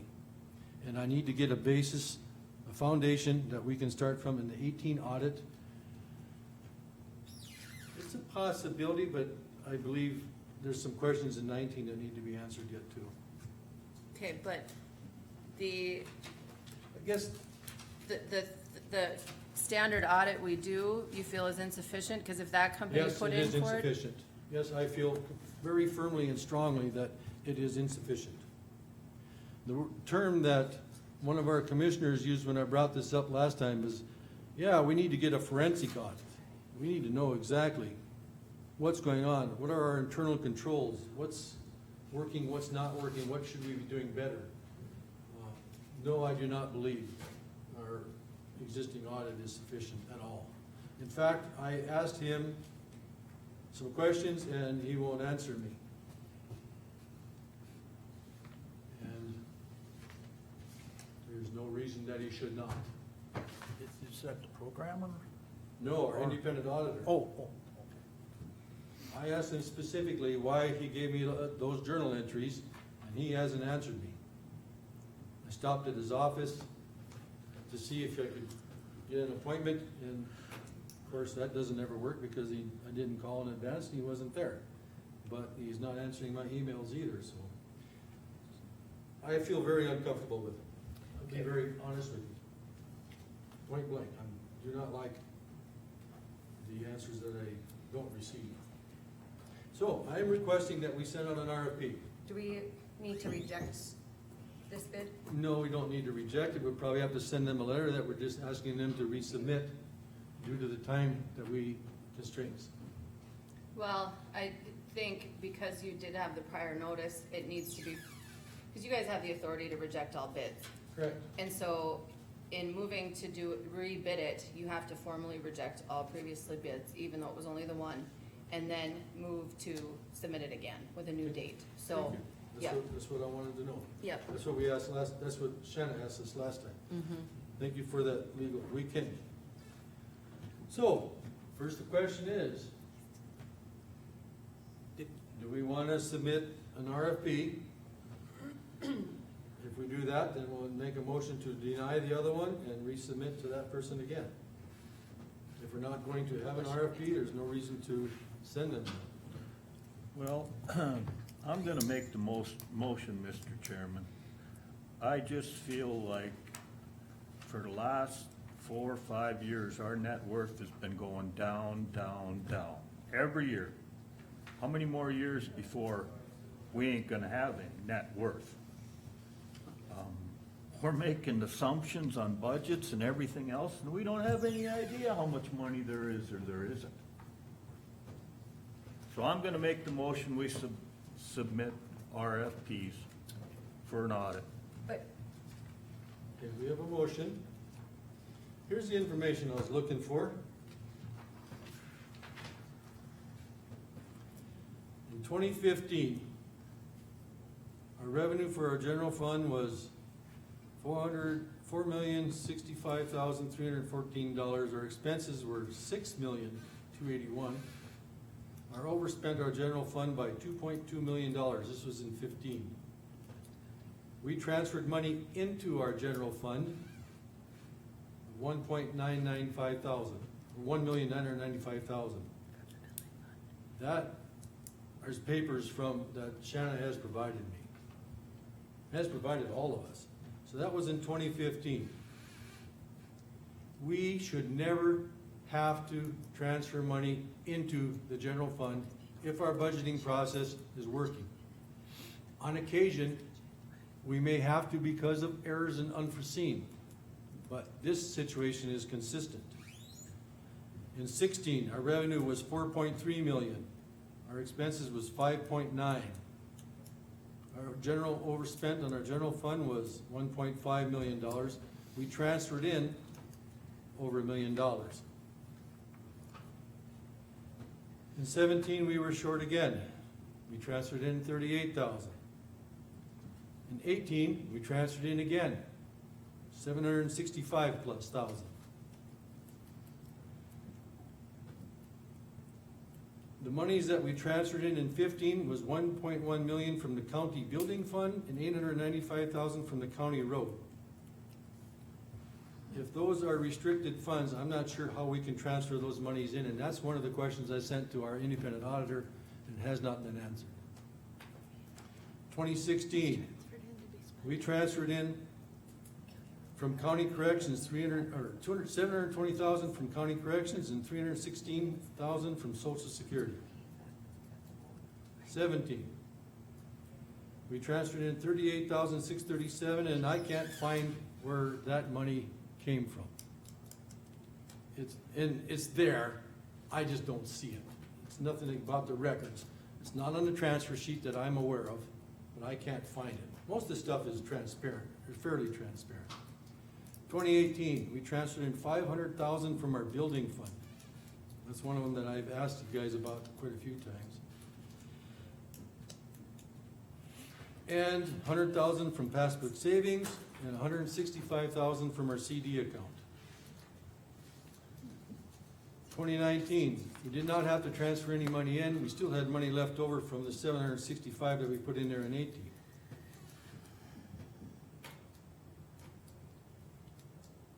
So, in answer to my questions, is this just my opinion? Yes, it is my opinion. It's based on consistent practices that are taken away from our net asset liability, which is our money in the bank. I feel it's absolutely necessary that we get a forensic, I'll use Merlin's term, audit and get a base to go from going forward. Dwayne is absolutely right, it is not budgeted for this year. Then let's not spend it, Mr. Chairman. Then let's consistently continue doing this. Let's work on a software program. That's gonna be your big hurdle. We've had testimony that that hasn't worked for a long time. And in fact, I got a letter from Mr. Norby that he thought he had this fixed in December, and it's still not fixed. I still can't find the information. Then what are you gonna do with this, get this new audit, and you don't have a software program? Dwayne, I'll be very blunt now. In the past, and this was just approved 2 meetings ago, I gave you guys a financial report that stated what this commission spent on financial and software report. It was $319,000 plus 15,000 or more with Tyler Tech. Neither one of those programs went to fruition. We don't have them. Now you're saying, let's not do this again. There was no implementation plan. This commission, and I am part of this commission now, spent that money and never got a thing for it. Yeah, that wasn't in the budget. We need to get that fixed. We need to be accountable for some of the decisions that we've made in the past and get it fixed. An audit is $30,000. We have that much money in our interest account if we want to use that. All I'm asking now is we put out an RFP to get an audit, or get a cost for an audit, and then you guys can make your decision. Continuing on without a real good solid foundation, I think is foolish. We're Mr. just- Chairman, Yes. wouldn't it be beneficial to identify the software you want to utilize and then ensure whatever steps you take comply with that? Because depending on the software, you might have different requirements. I have done that. I have a request I have visited with our independent auditor, and the state auditor. I will not I gotta be very careful so that it doesn't imply that I'm using his words. He showed us what most of the counties are using, what works well. I know what all the other counties are using throughout the state. So the answer is yes, I have done that homework. One of them that they recommend the highest that other counties have recommended that I hear is Tyler Tech. I contacted Tyler Tech because we had a contract for them and it was terminated after paying them $15,000 or something plus. So yes, I already have that. And I suggested way in the past to this commission that we have an implementation plan for software. Tyler Tech has written back and said, most companies have that. We have one. We will give it to you. And all the departments, like I said 2 meetings ago, they all need to be aware that this is going to occur. If we vote it in, we're going to get new software. And they have to have buy-in on it. And they need to do what's necessary to make this whole thing work. Tyler Tech or whatever company we get, we will approve their implementation process. Once we all approve that, we're going to move forward with the steps, and there's time constraints for every single one of those. It's a hurdle, it's uncomfortable. Some places it's very uncomfortable, but it's a growth, and it improves the process of how we do our business. The first step, in my opinion, based on what I just told you, is to find out our practices that don't work as well as they should be and correct them. We need an audit to do that. Mr. Chairman? Go ahead. Yeah. You know, right, we had Tyler Tech here, we had the tax director and everybody else on board with that. Again, it's the old thing that kicks us all the time, is we just didn't have the funding to bring these people on board. My memory, I believe it's $300 and some odd thousand to get them, to get that new system in here. So that's a huge hit, you know. We can sit here and visit about which firm does this and which one, but at the end of the day, is we all gotta find out where's the money gonna come from to to get that new technology. So that was kind of the kicker right there. Wayne, we spent over 300,000 on that GP system. We spent 320 and it never came to any fruit.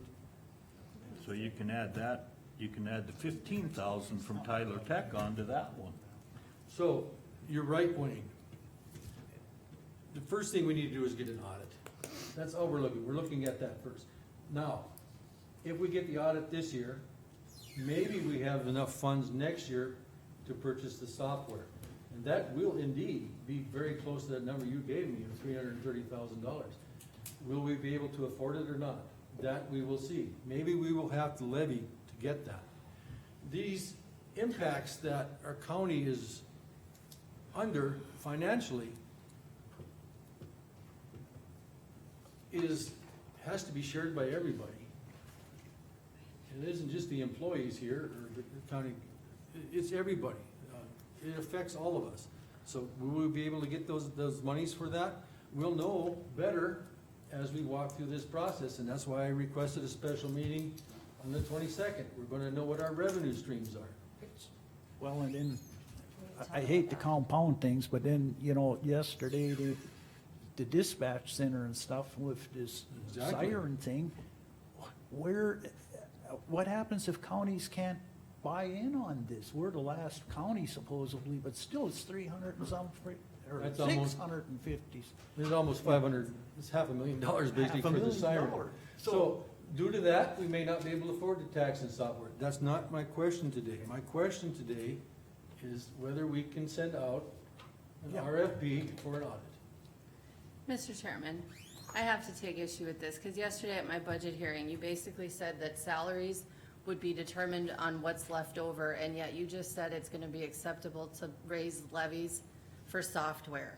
I never think- said that. Jessica, no, I never said that. You I just disagree with did. you. And Jessica, I'm going to state that if this isn't a legal question, this is a commission budget question, Mm-hmm. that you're out of order. Unless you advise me legally. Okay, well, with that, then I got other stuff to do. While you sit here and spend money on things you find important, when you're telling employees that they're not important enough and get the leftovers. Good day. I want that comment in our record. Please.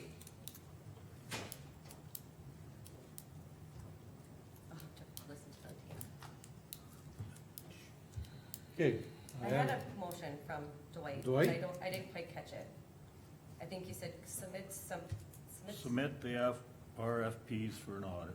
So, publish is what you want me to put? Do you want to add to that? Advertise. Okay, and do you want me to add to that we need to, reject Brady Martz and send them a We'll do that notice? in the next one. We'll do that in the next motion. Okay,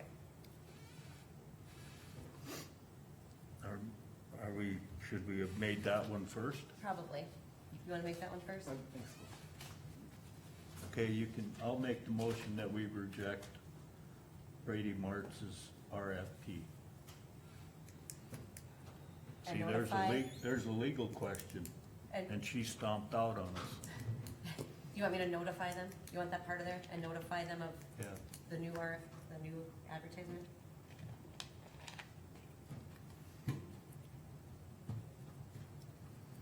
Hold it. Do we have a second? Second? We have a motion by Dwight, a second by Merlin to deny RFP by Brady Martz. Any more discussion? Any more discussion? Dwight, how do you vote? Aye. Merlin? Aye. Dwayne? Aye. Wayne? Aye. I vote aye. Motion passed. Now I will make a motion to advertise for RFPs for an audit, For 2019 audit. Okay. 2019 audit.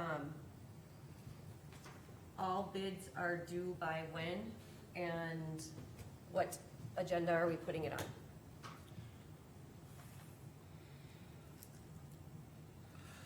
How much time do we need? I think legally we need 21 days. So we could have it by the Second of September? meeting in, It cannot go to the paper, and what day is it, 15? we I send it by Friday, it'll advertise the 23rd, you have to advertise it twice within 24 days. So the 19th of August, unless you wanna push it out to the 2nd of September. Could it be on the first one, the fifth? No, because the first time it'll hit the paper is gonna be the 23rd, 30th, that's 7, 14, 21, going up to the 13th. 19th August, I guess, is the absolute soonest. We're already beyond our August 5th deadline that we made once before. So you want the bids due to us by, if we're gonna have it on the 19th commission meeting, when do you want the bids due? Your packets go out the 14th of August. 12th of August?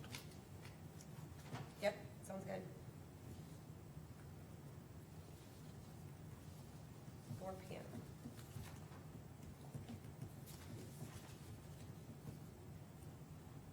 Open.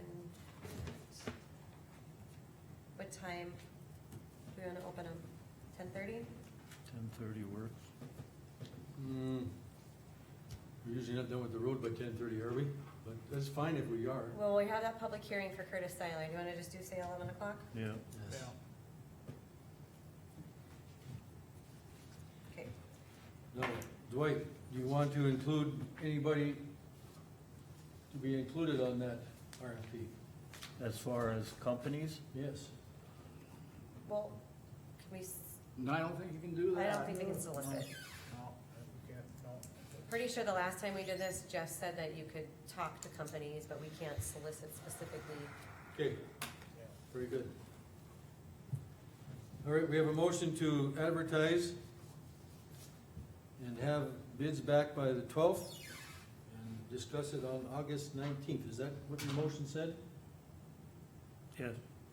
Okay. Do we have a second?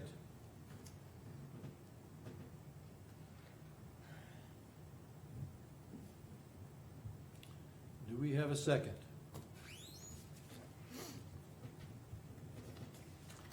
I will second that.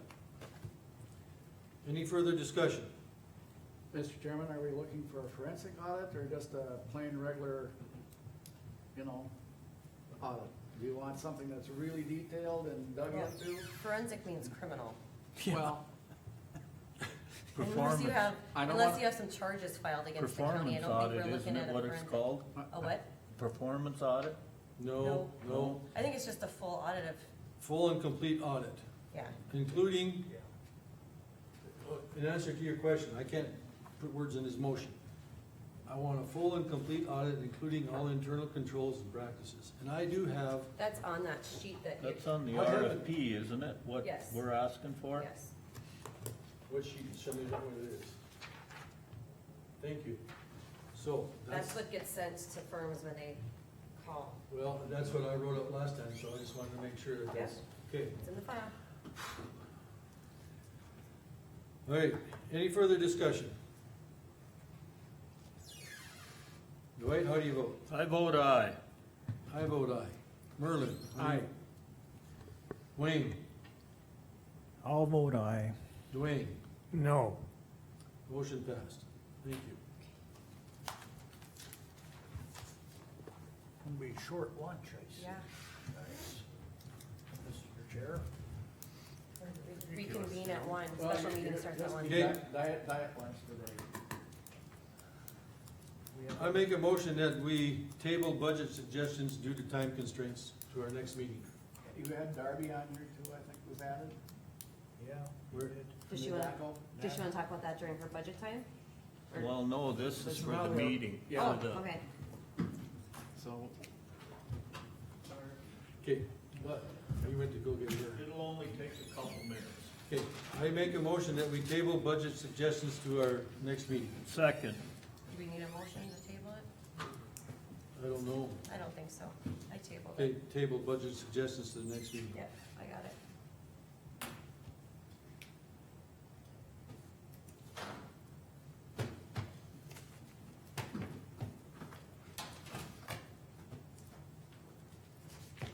Hello, Darby.